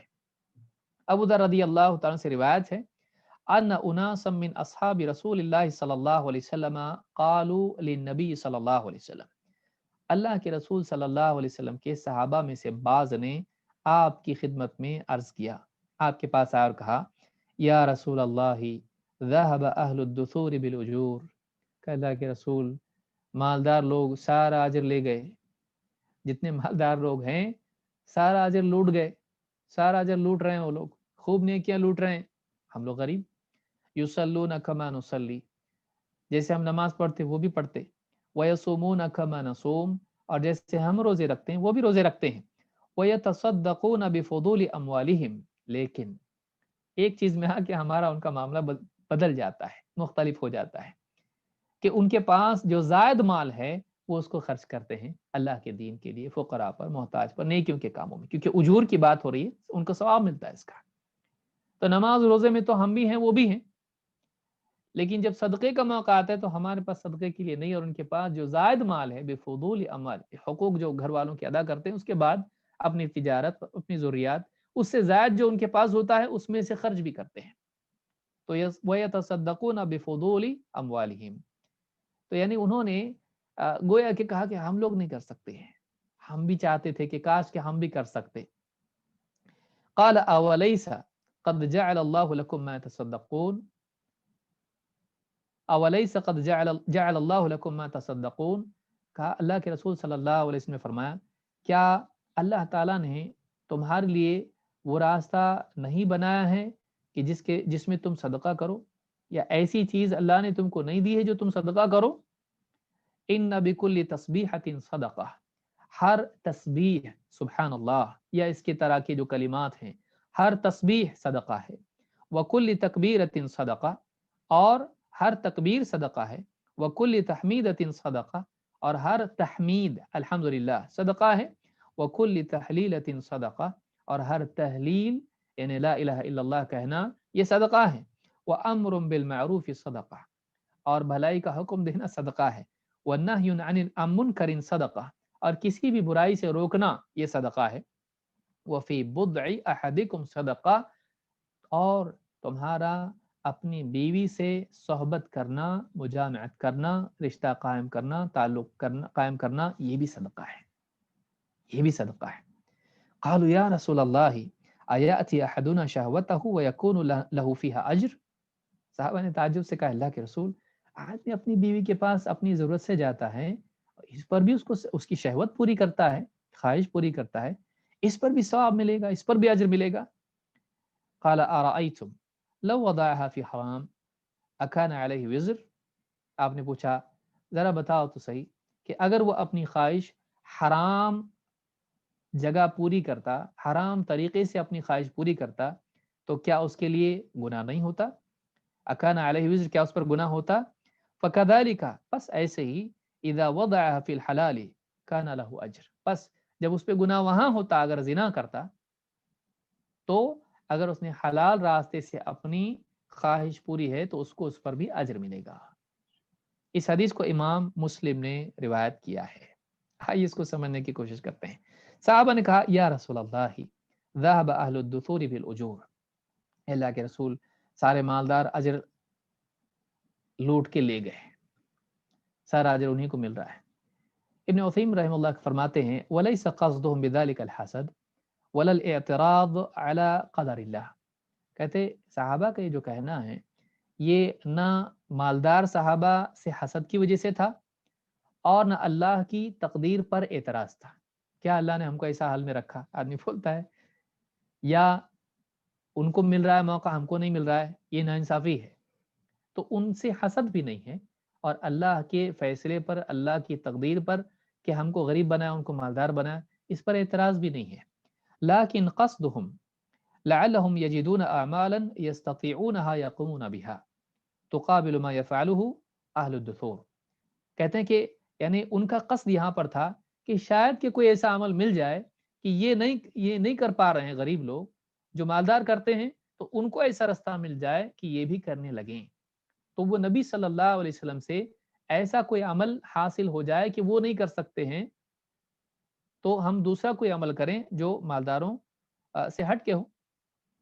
اللہ کے نبی صلی اللہ علیہ وسلم نے فرمایا اولیس قد جعل اللہ لکم ما تصدقون، آپ نے بتایا کیا اللہ تعالیٰ نے تمہارے لیے وہ اعمال نہیں رکھے ہیں جو تم صدقہ کرو؟ کیا اللہ نے تم کو وہ چیز نہیں عطا کی جو تم صدقہ کرو؟ شیخ ابن عثیمین کہتے ہیں اب دیکھیے کتنی بڑی چیز ہے، غور کرنے کی بھی چیز ہے، اور اہل علم سے استفادہ کرنا کتنا ضروری ہے حدیثوں کے سمجھنے میں یا قرآن کے سمجھنے میں۔ اللہ کے رسول صلی اللہ علیہ وسلم کا ذہن پھیر دیا ان سے کہ تمہارے پاس آلریڈی اپرچونٹیز ہیں، تمہارے ذہن میں وہ ہے نہیں کہ کیا اللہ تعالیٰ نے کئی اور اعمال ایسے نہیں رکھے جو تم صدقہ کر سکو، ایسی اشیاء، ایسی چیزیں صدقے کے طور پر تم کر سکتے ہو، اور بھی تمہارے پاس رستے ہیں۔ لیکن اللہ کے رسول صلی اللہ علیہ وسلم نے جو چیزیں بتلائیں وہ مالداروں سے بھی بڑھ کے تھی۔ ایک فقیر کے پاس وہ ہے جو مالدار کے پاس بھی نہیں ہے۔ ہاں اگر وہ بھی کرنے لگے جیسا کہ آگے آئے گا تو پھر تو کیا جو چاہے ہو سکتا ہے، دونوں بھی وہ عمل کر سکتے ہیں، لیکن ایک غریب آدمی کبھی شکایت نہیں کر سکتا کہ میرے پاس مال نہیں ہے، میں مال ہوتا تو صدقہ کر سکتا، تو اس کے پاس مال سے بہتر چیز ہے۔ شیخ عثیمین کیا کہتے ہیں، ابن عثیمین رحمہ اللہ فرماتے ہیں والاغنیاء یمکن اللہ یتصدقون کل یوم، مالدار جتنے بھی ہیں، ہر مالدار ہر دن صدقہ کرتا کیا؟ نہیں کر سکتا ہو۔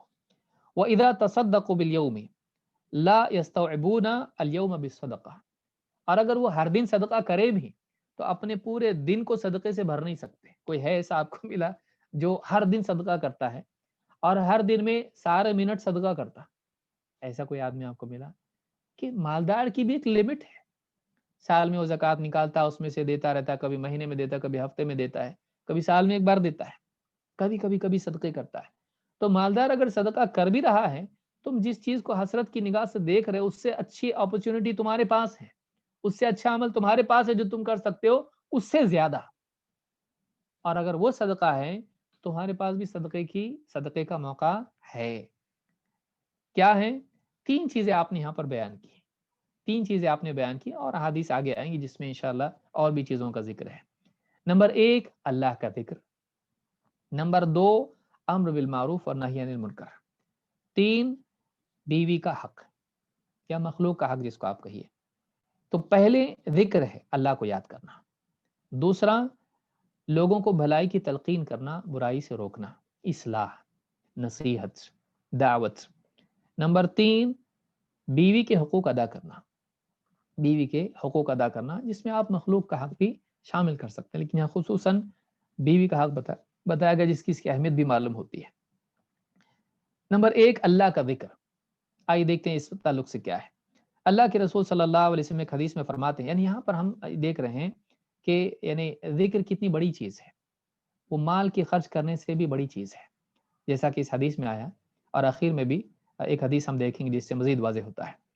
آپ نے فرمایا من قال اذا اصبح لا الہ الا اللہ وحدہ لا شریک لہ لہ الملک ولہ الحمد وہو علی کل شیء قدیر، جو آدمی صبح ہونے پہ یہ کہے لا الہ الا اللہ وحدہ لا شریک لہ لہ الملک ولہ الحمد وہو علی کل شیء قدیر، بس اتنا کہے، کتنی مرتبہ کہا کہ یہ صبح میں کہے، کان لہ عدل رقبۃ من ولد اسماعیل، اس کے لیے ثواب ہوگا کہ اسماعیل علیہ السلام کی اولاد میں سے اس نے ایک غلام آزاد کر دیا۔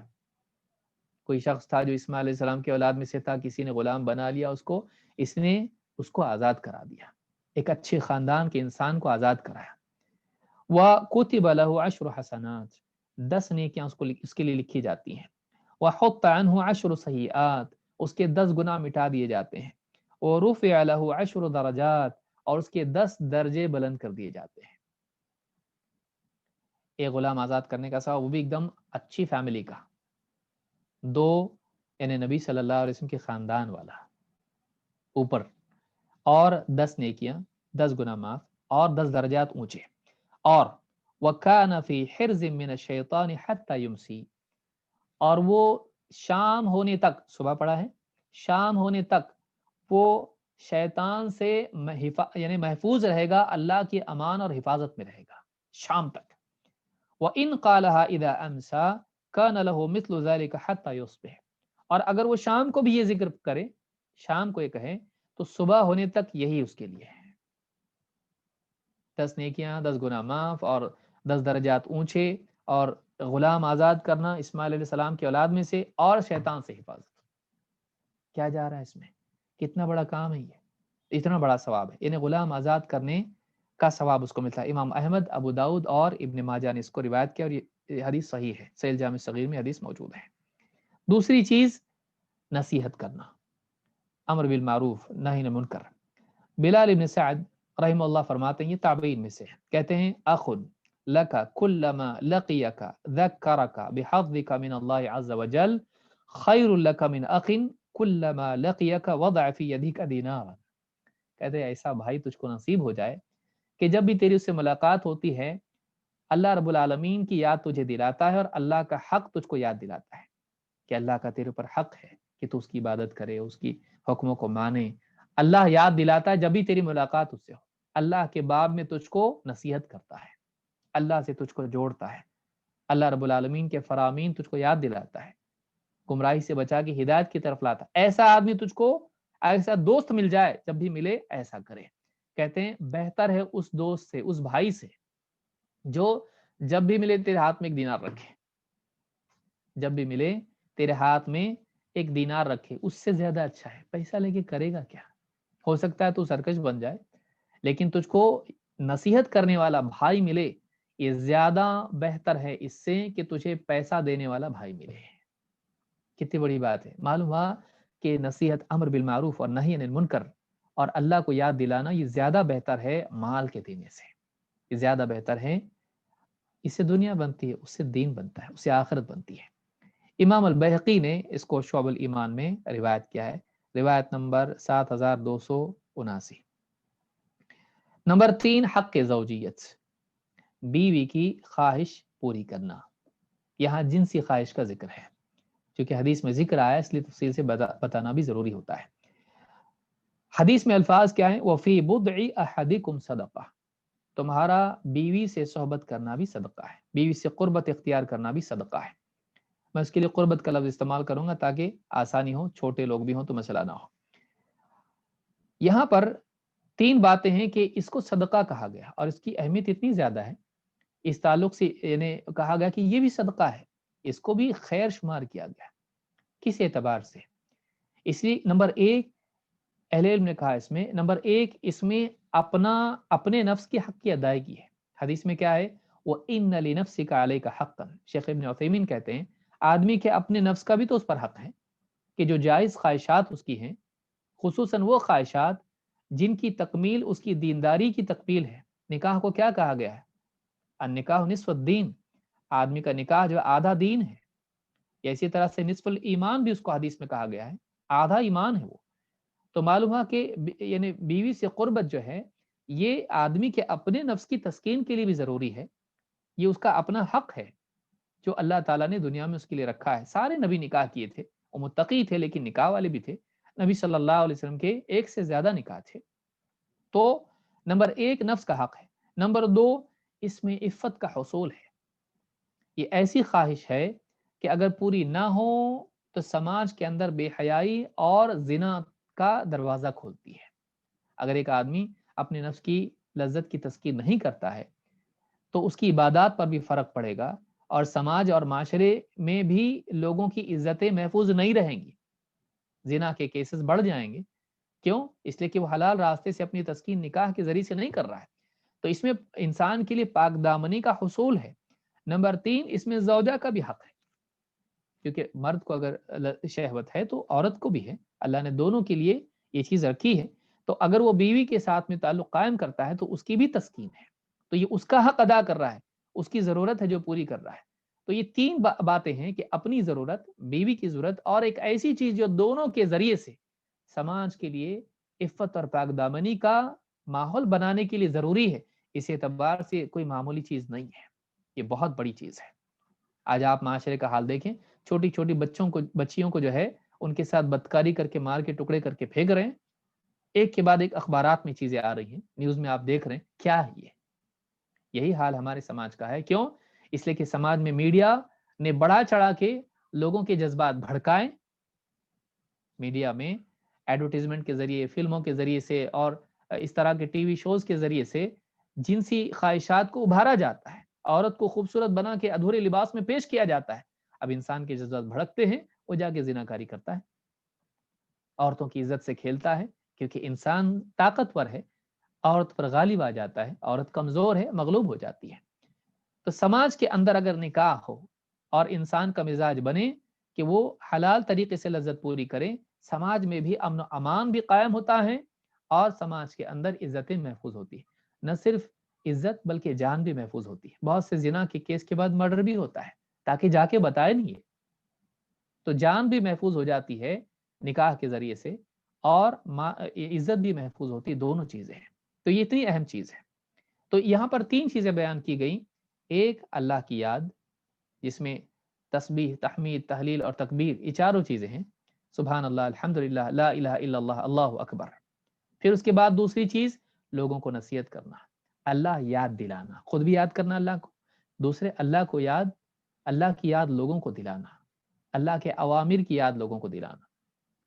3، اپنی ذاتی خواہش اسی جگہ پوری کرنا جو حلال ہے۔ گویا کہ یہ ایک نمائندہ بات ہے۔ اس میں ایک بنیادی بات کیا ہے کہ انسان اپنی خواہش کو حلال طریقے سے پورا کرے، حرام سے نہیں۔ ساری چیزیں ضمناً آپ اس میں لے سکتے ہیں، یہ ایک مزاج ہے کہ انسان حرام کو چھوڑ کے حلال اختیار کرے، لیکن یہاں بطور مثال بیوی کے ساتھ تعلق کو بتایا گیا اس لیے کہ انسان کو اس میں کنٹرول نہیں ہوتا ہے، اور یہ بہت ہی انسان کو اپنی طرف لبھانے والی چیز ہوتی ہے۔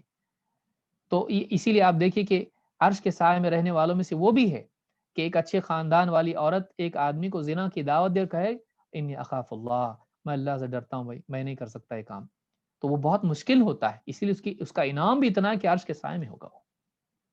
تو یہ تیسری چیز ہے کہ حرام سے بچ کے حلال میں خواہش پوری کرنا۔ صدقے کا یہاں پر صدقے کی بات حدیث میں آئی ہے، صدقے کا اسلام میں تصور کیا ہے اور صدقہ ہے کیا اصل میں؟ پچھلی حدیث میں بھی آیا تھا ایک حدیث میں کہ وہ صدقۃ برہان، صدقہ اسلام میں کیا ہے؟ صدقے کے بارے میں شیخ صالح آل شیخ کہتے ہیں الصدقۃ ایصال الخیر للغیر، کہتے ہیں کہ صدقہ کیا ہے؟ شرح اربعین میں انہوں نے کہا ہے الصدقۃ ایصال الخیر للغیر، صدقہ غیر کو خیر پہنچانا ہے، یعنی غیر سے مراد اپنے علاوہ دوسروں کو بھلائی پہنچانا، اس کا نام صدقہ ہے۔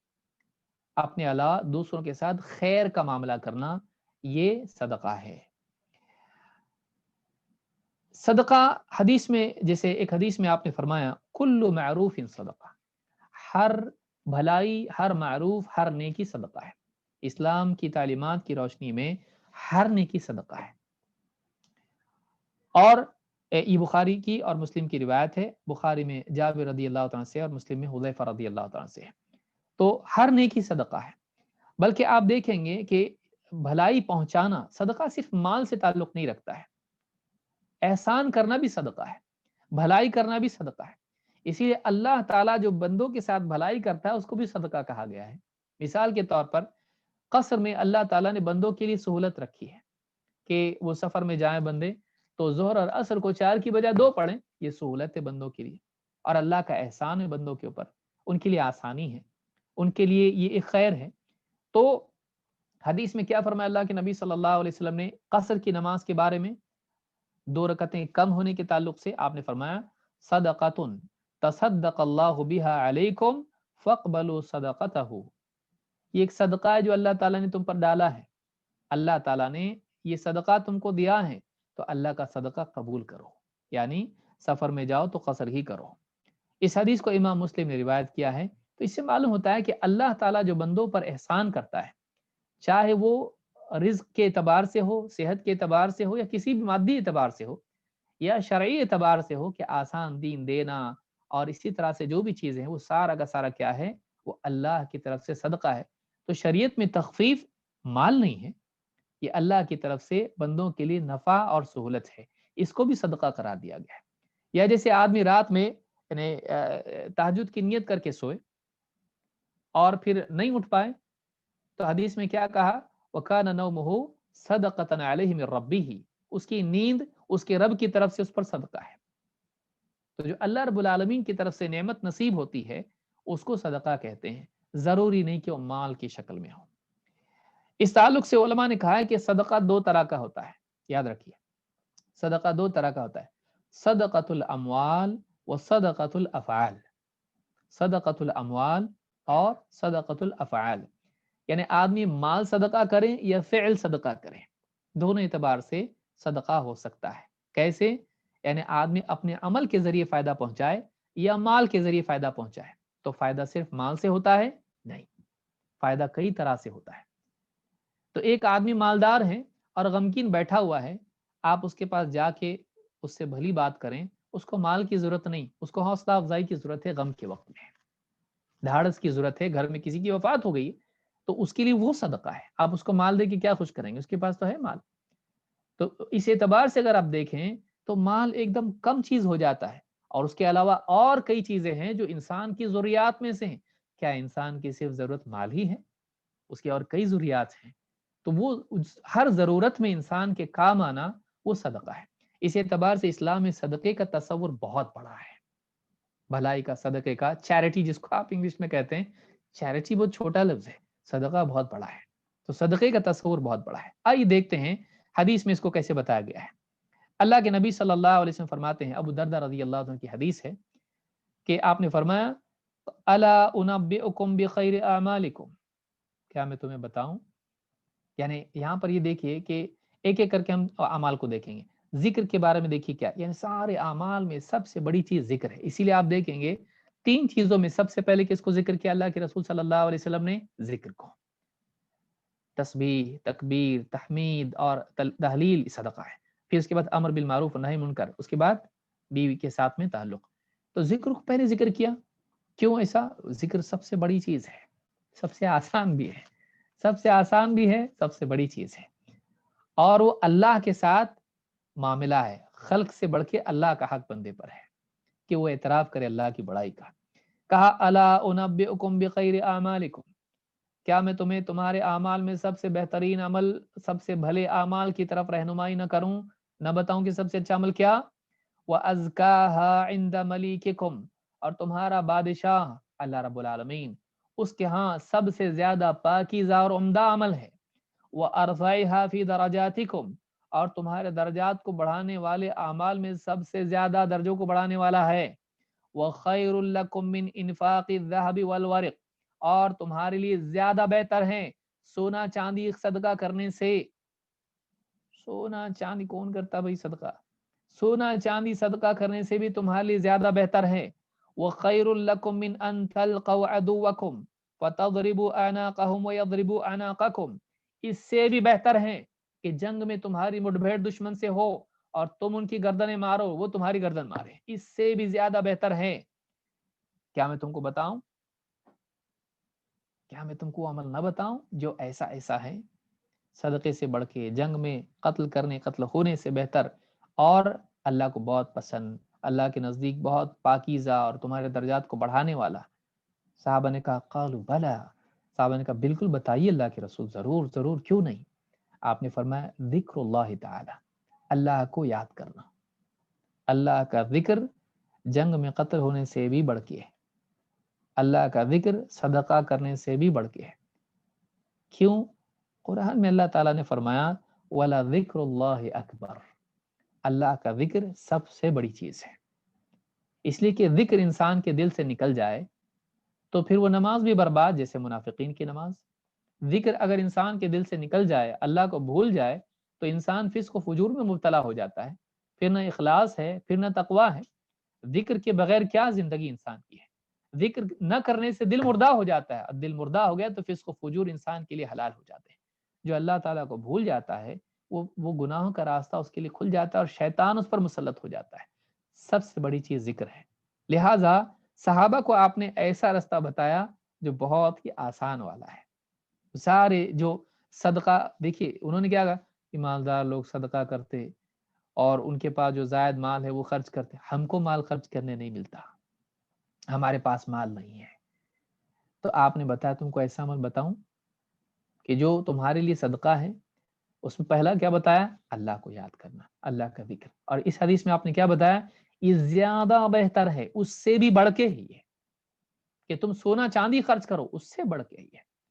اور یہ آدمی کتنی آسانی سے کرتا ہے، لیکن دیتے وقت آپ سوچئے آدمی خرچ کرتا ہے تو جانے کا دکھ بھی تو ہوتا ہے اس کو، کم بھی ہوتا ہے اس کے پاس، ذکر کر کے کیا کم ہوتا ہے اس کا، ثواب زیادہ ہوتا ہے، کم کچھ بھی نہیں ہوتا اس کا۔ لیٹے لیٹے کر سکتا ہے، بیٹھے بیٹھے کر سکتا ہے، چلتے پھرتے کر سکتا ہے، جتنا ذکر کر سکتا اتنا خرچہ کر سکتا نہیں، کتنا ذکر ہے۔ تو یہ بڑی چیز ہے، یہ حدیث ترمذی، ابن ماجہ اور حاکم کی ہے۔ تو یہاں پر آپ نے یہ چیز بتائی۔ اس حدیث میں بیوی سے تعلق کے بارے میں ایک خاص جملہ آیا جس کو سمجھنا ہے، اور ایک بہت بڑا اصول یہاں پر آپ نے بتایا۔ آپ نے فرمایا ارأیتم لو وضعها فی حرام اکان علیہ وزر۔ کویشچن، سوال پوچھا اپنے صحابہ سے، اللہ کے رسول صلی اللہ علیہ وسلم کتنی کیسی تربیت کرتے تھے صحابہ کی۔ اہل علم کے لیے، ایک معلم کے لیے ایک طریقہ ہے کہ آپ نے ایسے انداز میں بتایا کہ ان کو سوچنا پڑے۔ آپ نے ان کو بتایا ایک ایسی چیز ہے جو تمہارے پاس ہے لیکن تم سمجھ نہیں پا رہے اس کو۔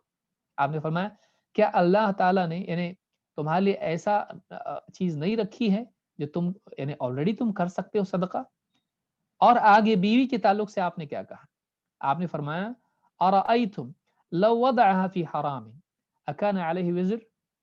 آپ کہہ رہے ہیں کہ ذرا یہ تو بتاؤ، اگر وہ شخص، یعنی صحابہ نے پوچھا اللہ کے رسول بیوی سے تعلق میں بھی صدقہ، کہا یہ تو بتاؤ کہ اگر وہ آدمی حرام راستے سے اپنی خواہش پوری کرتا کیا اس پہ گناہ ہوتا؟ صحابہ سے پوچھے، آپ ڈائریکٹ بھی بتا سکتے تھے، لیکن آپ صحابہ کو، یعنی معلم کا کام ہے طالب علم کو سوچنے پر مجبور کرنا، کیونکہ جو اس کی اپنی دریافت ہوتی ہے وہ دل میں زیادہ بیٹھتی ہے۔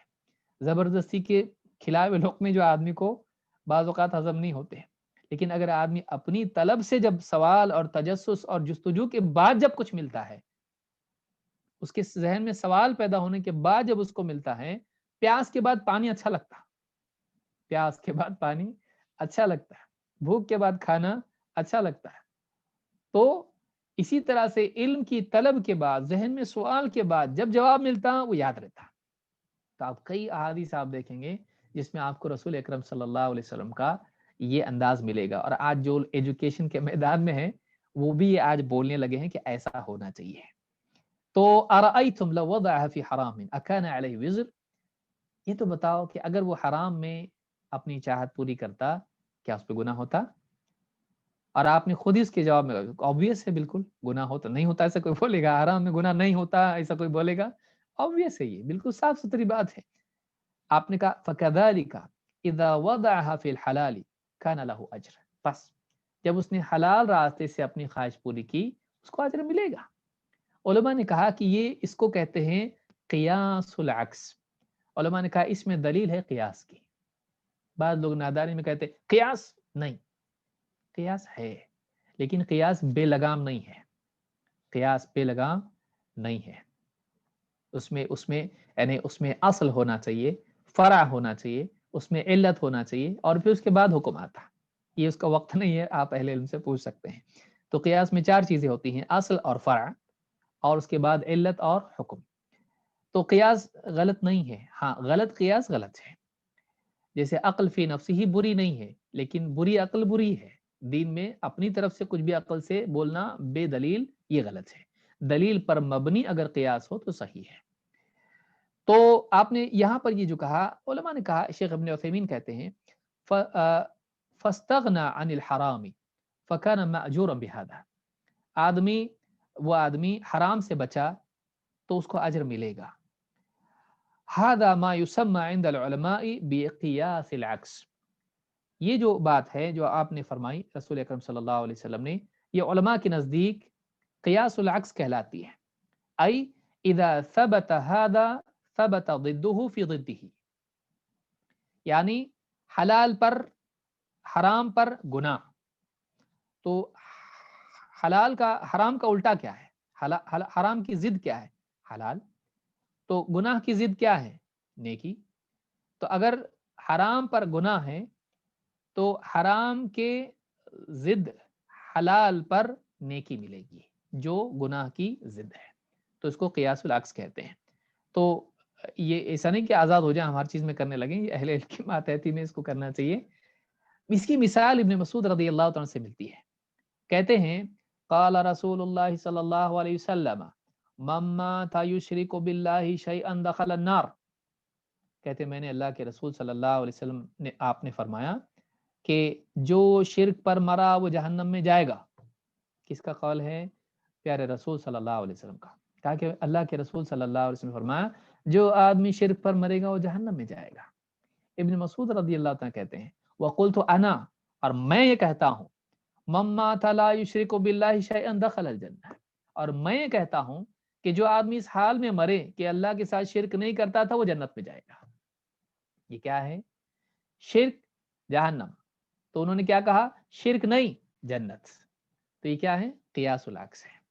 تو ابن مسعود رضی اللہ عنہ سے بھی ہم کو ملتا ہے. امام البخاری نے اور امام مسلم نے اس کو روایت کیا ہے، کتاب الجنائز صحیح بخاری حدیث نمبر 1238. تو یہ صحابہ سے بھی ہم کو ملتا ہے کہ رسول صلی اللہ علیہ وسلم کے قول سے انہوں نے اس کے بالعکس بھی اخذ کیا. اس کو قیاس عکس کہتے ہیں. یہاں ایک بڑا سوال یہ پیدا ہوتا ہے کہ کیا بلا نیت بھی اجر مل سکتا ہے؟ کیا آدمی اپنی خواہش پوری کر رہا ہے اس کو ثواب ملے گا؟ علماء کے دو قول اس پر ہیں کہ انسان اگر کوئی بھی حلال چیز اختیار کرتا ہے تو چاہے اس کی نیت ہو نہ ہو اس کو اجر ملے گا. یہ ایک قول ہے. لیکن راجح قول اس میں یہ ہے کہ تمام اعمال کا مدار نیتوں پر ہوتا ہے، چاہے نیت اجمالی ہو یا تفصیلی، اور بلا نیت انسان کو ثواب نہیں ملے گا. کیونکہ انما الاعمال بالنیات وانما لکل امرئ ما نوى، اعمال کا مدار نیتوں پر ہے اور ہر ایک وہی پائے گا جس کی اس نے نیت کی. تو راجح قول یہی ملتا ہے کہ نیت پر اس کو اجر ملے گا. یعنی ایک آدمی حرام کے ترک کی نیت کے ساتھ حلال کو اختیار کرے تو اس کو ثواب ملے گا. اسی لیے بیوی کو لقمہ کھلانے کی حدیث میں بھی کیا ہے کہ اگر وہ یبتغی بہا وجہ اللہ، وہ اللہ تعالیٰ کی یعنی کہ چہرے اور اس کے دیدار کی چاہت یا اس کی رضا کی چاہت کے لیے کریں تو اس کو ثواب ملے گا. یعنی جو عادی معاملات ہیں جو شادی شدہ آدمی کرتا ہی ہے، بیوی کو کھلانا پلانا، اس کی ضرورتیں پوری کرنا، اور اس میں یہ بھی آتا ہے کہ اس کی خواہش پوری کرنا. تو جیسے کھلانے کا معاملہ اس کی سارے معاملات ہیں کہ اس کی حاجت پوری کرنا، اس میں اگر اس کی نیت ہے حرام سے بچ کے حلال، کہ اللہ تعالیٰ نے زنا کو حرام کیا ہے تو بیوی کے ساتھ حلال طریقے سے اپنی ضرورت پوری کرے. اگر وہ حرام سے بچنے اور حلال کی نیت کر کے عفت اور پاک دامنی کی نیت اور اس طرح کی جو بھی نیتیں ہیں اس نیت کی بنیاد پر تعلق قائم کرتا ہے تو اس کو اجر ملے گا. تو یہ بھی یاد رکھنے کی چیز ہے. اللہ تعالیٰ قرآن کریم میں فرماتا ہے بہت ساری نیکیوں کے سلسلے میں، اللہ فرماتا ہے لا خیر فی کثیر من نجواہم الا من امر بصدقۃ او معروف او اصلاح بین الناس. صدقے کا ذکر یہاں پر آیا ہے. اللہ نے فرمایا بہت ساری سرگوشیوں میں کوئی بھلائی نہیں ہوتی ہے. چپ کے وسپرنگ جس کو آپ کہتے ہیں، خسر پسر ہماری زبان میں جس کو کہتے ہیں، چپ کے سیکرٹ جو باتیں کرتے ہیں، بہت ساری ایسی سرگوشیوں میں کوئی بھلائی نہیں ہوتی ہے. الا سوائے ان چیزوں کے، کن چیزوں کے؟ جن کا بیان آگے آ رہا ہے. الا من امر بصدقۃ، ہاں مگر یہ کہ ایک آدمی صدقے کا حکم دے، اخلاص کی وجہ سے چپکے سے اپنے خادم کو کہے جاؤ صدقہ دو، غریب کو دے دو، دکھا کے نہیں کر رہا ہے. الا من امر بصدقۃ او معروف، یا کسی بھلائی کی تلقین کسی کو کرے، کسی آدمی کی اصلاح کرتے وقت یا کسی کو آدمی کو نیکی کی تلقین کرے، کسی کو یہ کام کیا کرو اور وہ زیادہ لوگوں کے سامنے کھل کے نہیں آ رہا ہے. او معروف او اصلاح بین الناس، یا لوگوں کے درمیان صلح کراتا ہے، لوگوں کے درمیان صلح کراتا ہے خاموشی کے ساتھ، اور اس کے پاس جا رہا اس کو سمجھا رہا، اس کے پاس جا رہا اس کو سمجھا رہا، دونوں کو جوڑ رہا ہے، ان کے درمیان محبت قائم کر رہا ہے، جوڑ پیدا کر رہا ہے. تو یہ چیزیں اگر سرگوشی کے ساتھ ہوں، علانیہ نہ ہوں، تب بھی اس میں کوئی مسئلہ نہیں ہے. وَمَن يَفْعَلْ ذَلِكَ، لیکن یہاں پر یہ معاملہ نہیں کہ صرف مسئلہ نہیں ہے بلکہ خیر ہے. اللہ نے فرمایا وَمَن يَفْعَلْ ذَلِكَ ابْتِغَاءَ مَرْضَاتِ اللَّهِ فَسَوْفَ نُؤْتِيهِ أَجْرًا عَظِيمًا.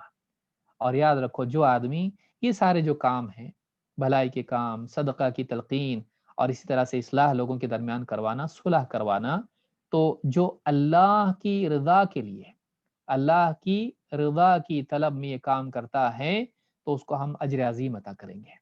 تو ان کاموں کے بارے میں اللہ نے ایک شرط رکھی، کیا؟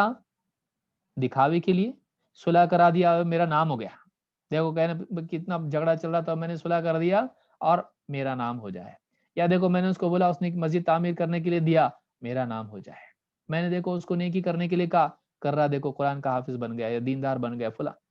نام کے لیے نہیں، اللہ کے لیے جو آدمی کرے گا اس کو ہم اجر عظیم عطا کریں گے۔ تو یہاں پر اللہ نے قید لگائی ان اعمال کے لیے کہ ان میں اللہ کی رضا ہونی چاہیے، اللہ کی رضا کی طلب ہونا چاہیے۔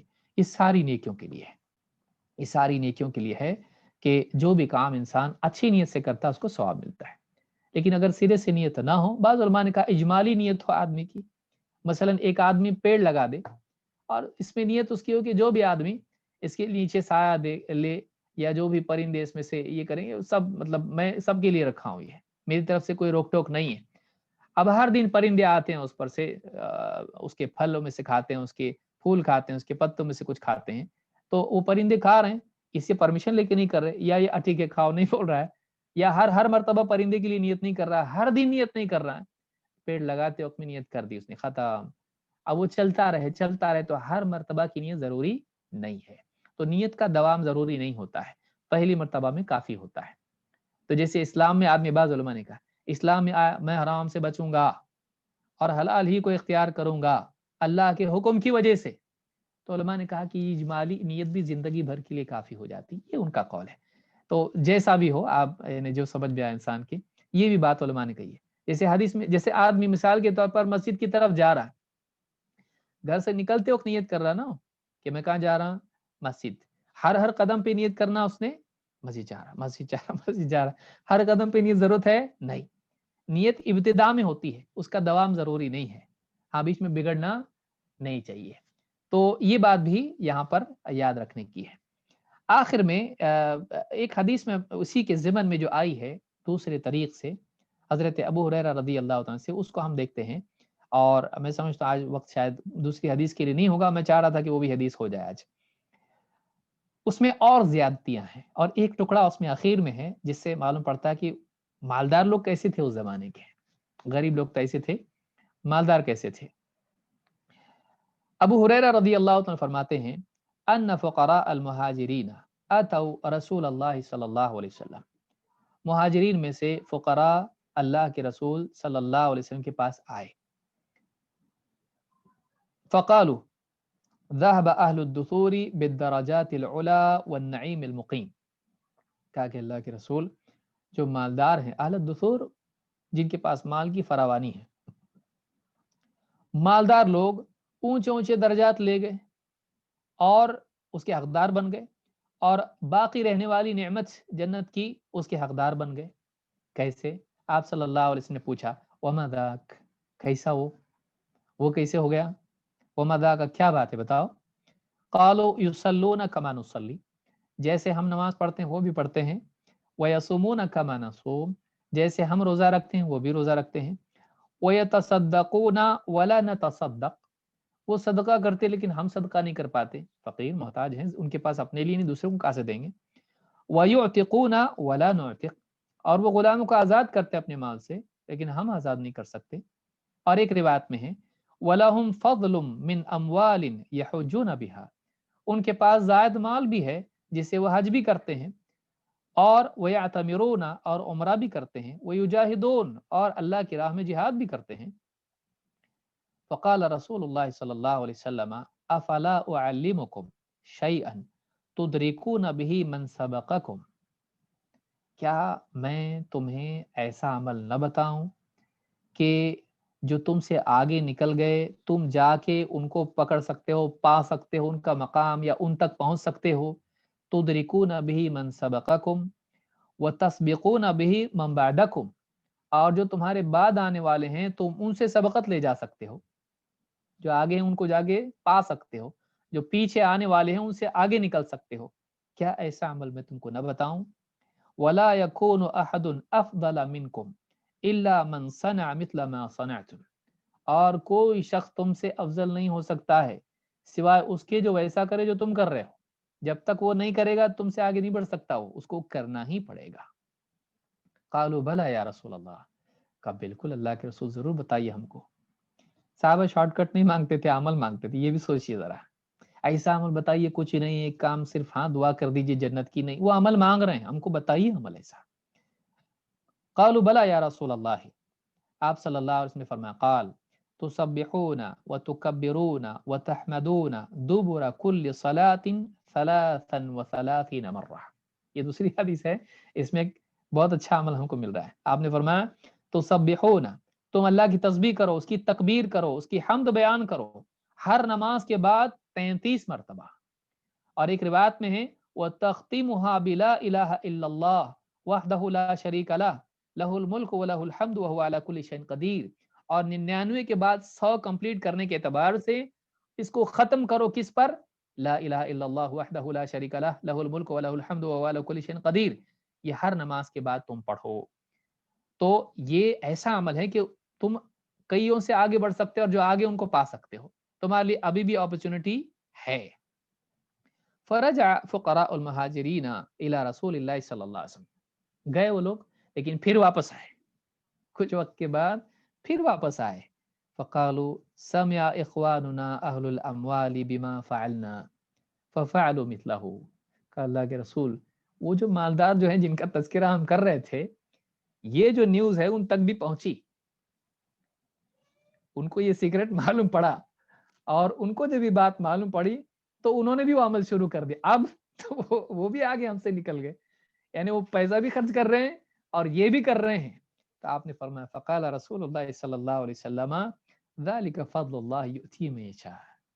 अब मैं क्या कर सकता हूँ इसमें? आप वो अमल करें, उनको रोक थोड़ी सकते हैं।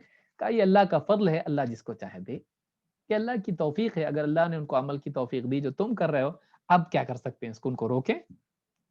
तो तुम अब देखिए मालदार लोग भी कैसे थे, कितने होशियार लोग थे वो लोग। अच्छा आगे जाते हैं हमारे से, हम भी ये करेंगे। उन्होंने ही नहीं कहा अरे हम लोग माल खर्च कर रहे, तुम ये करके दिखाओ, नहीं कहा। बल्कि अरे ये लोग देखो ये करके आगे निकल जाएंगे, हमको भी ये करना चाहिए। तो सदका भी करेंगे और ये सारे अमाल भी करेंगे। वहाँ के मालदार लोग भी अल्लाह को याद करने वाले लोग थे। कैसा अच्छा माशरा था वो। इस सही बुखारी में किताबुल अदान में है, किताबुल अदान, और सही मुस्लिम में किताबुल मसाजिद में है, और सियाक मुस्लिम का है। तो इस हदीस में ये बातें हमको मिलती हैं। तो इस हदीस से बात मालूम पड़ती है कि सहाबा कितने अमल के शौकीन थे। वो अमल अमल का मौका नहीं छोड़ते थे, फ़ुकरा हों या मालदार हों, उनके यहाँ अमल की बहुत कदर हुआ करती थी। आज हमारा माशरा कैसा है? आदमी कहता है बुराइयां करता करता करता नेकियां नहीं करता। कोई आदमी नसीहत करने गया उसको, भाई समझियो ज़िंदगी, गुनाहों की ज़िंदगी छोड़ो, नेकियां करो, नमाज़ों का एहतमाम करो, और फलां चीज़ करो, फलां कुरान की तिलावत करो, अल्लाह को याद करो, मेरे लिए दुआ करो आप बस। दुआ करो अल्लाह बगैर हिसाब के जन्नतुल फिरदौस में दाखिल करे। बल्कि बाज़ लोग तो ज़िंदगी में कभी नहीं मौका मिलता है, उनकी औलाद कहती है हमारे माँ-बाप के लिए दुआ करो। उनको खुद भी मौका इसका नहीं मिल पाता है। आदमी अमल करने वाला बने, वो मौक़े तलाश करे नेकियों के। तो ये चीज़ जो है बहुत बड़ी है, हमारी ज़िंदगी में अमल होना चाहिए। वहाँ के मालदार और फ़ुक़रा दोनों भी अमल का शौक़ रखने वाले लोग थे। इस हदीस से कई बातें हमको मालूम पड़ी, जिसमें एक तो ये थी कि सहाबा की हसरत थी कि हमको नेकियों में आगे बढ़ना है। इसीलिए वो रसूल सल्लल्लाहु अलैहि वसल्लम के पास शिकायत लेकर आए, या एक एतबार से अपनी तलब लेकर आए कि हमको एक अमल का मौका मिलना चाहिए। फिर 3 चीज़ें आपने बताई जिनमें अल्लाह का ज़िक्र है, अम्र बिल मारूफ और नही अनिल मुनकर है। ये भी बहुत बड़ी चीज़ है। ये भी बहुत बड़ी चीज़ है कि अपने माशरे में इंसान देखे बुराइयों को होता हुआ, रोके उनको। ऐसा ना हो कि वो होता हुआ देखे और खामोश रहे। आज हमारा माशरा बहुत बुराई की तरफ जा रहा है। हर आदमी सोचता है कोई आदमी गलती पर है, भाई क्यों बोल के बुरा होना उससे, क्यों बोल के बुरा होना। कोई किसी को रोकता नहीं है, देखते हैं बुराइयों को लेकिन खामोश है। ये खामोशी क़यामत के दिन ही नहीं बल्कि दुनिया में भी अज़ाब का ज़रिया बन सकती है। अल्लाह ताला ने इस उम्मत को इसी काम पर मामूर किया है, और फ़र्दन फ़र्दन हर एक पर वाजिब है अपनी इस्तिताअत के मुताबिक। आपने फरमाया मन रअा मिनकुम मुनकरन फलयुग़य्यिरहु बियदिही फ़इन लम यस्तति' फबिलिसानिही फ़इन लम यस्तति' फ़बिक़ल्बिही वज़ालिका अज़अफ़ुल ईमान।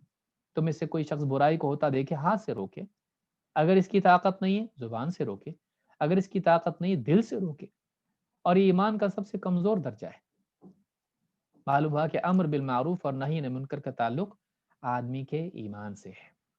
लिहाजा आदमी को चाहिए कि अपने ईमान की हिफाजत करे और अपने ईमान का ख्याल करे कि जितने गुनाह वो करता है उससे ईमान कमज़ोर होता है, जितने अल्लाह के अहकाम वो तोड़ता है, छोड़ता है, उससे ईमान कमज़ोर होता है। आदमी को चाहिए कि अपने ईमान का लिहाज करें और गुनाहों से बचे, नेकियों का एहतमाम करें। आमाल से मुज़य्यन हमारी ज़िंदगी हो, सिर्फ बातें नहीं बल्कि ज़िंदगी में अमन हो, ज़िंदगी में अमल हो और अच्छे अमाल करे, आदमी बुराइयों से बचे। अल्लाह ताला से दुआ है कि हम सब के बैठने को कबूल फरमाएँ और हम सबको जो बातें कही गई, मुझे भी और आप सबको इस पर अमल करने की तौफ़ीक अता फरमाएँ।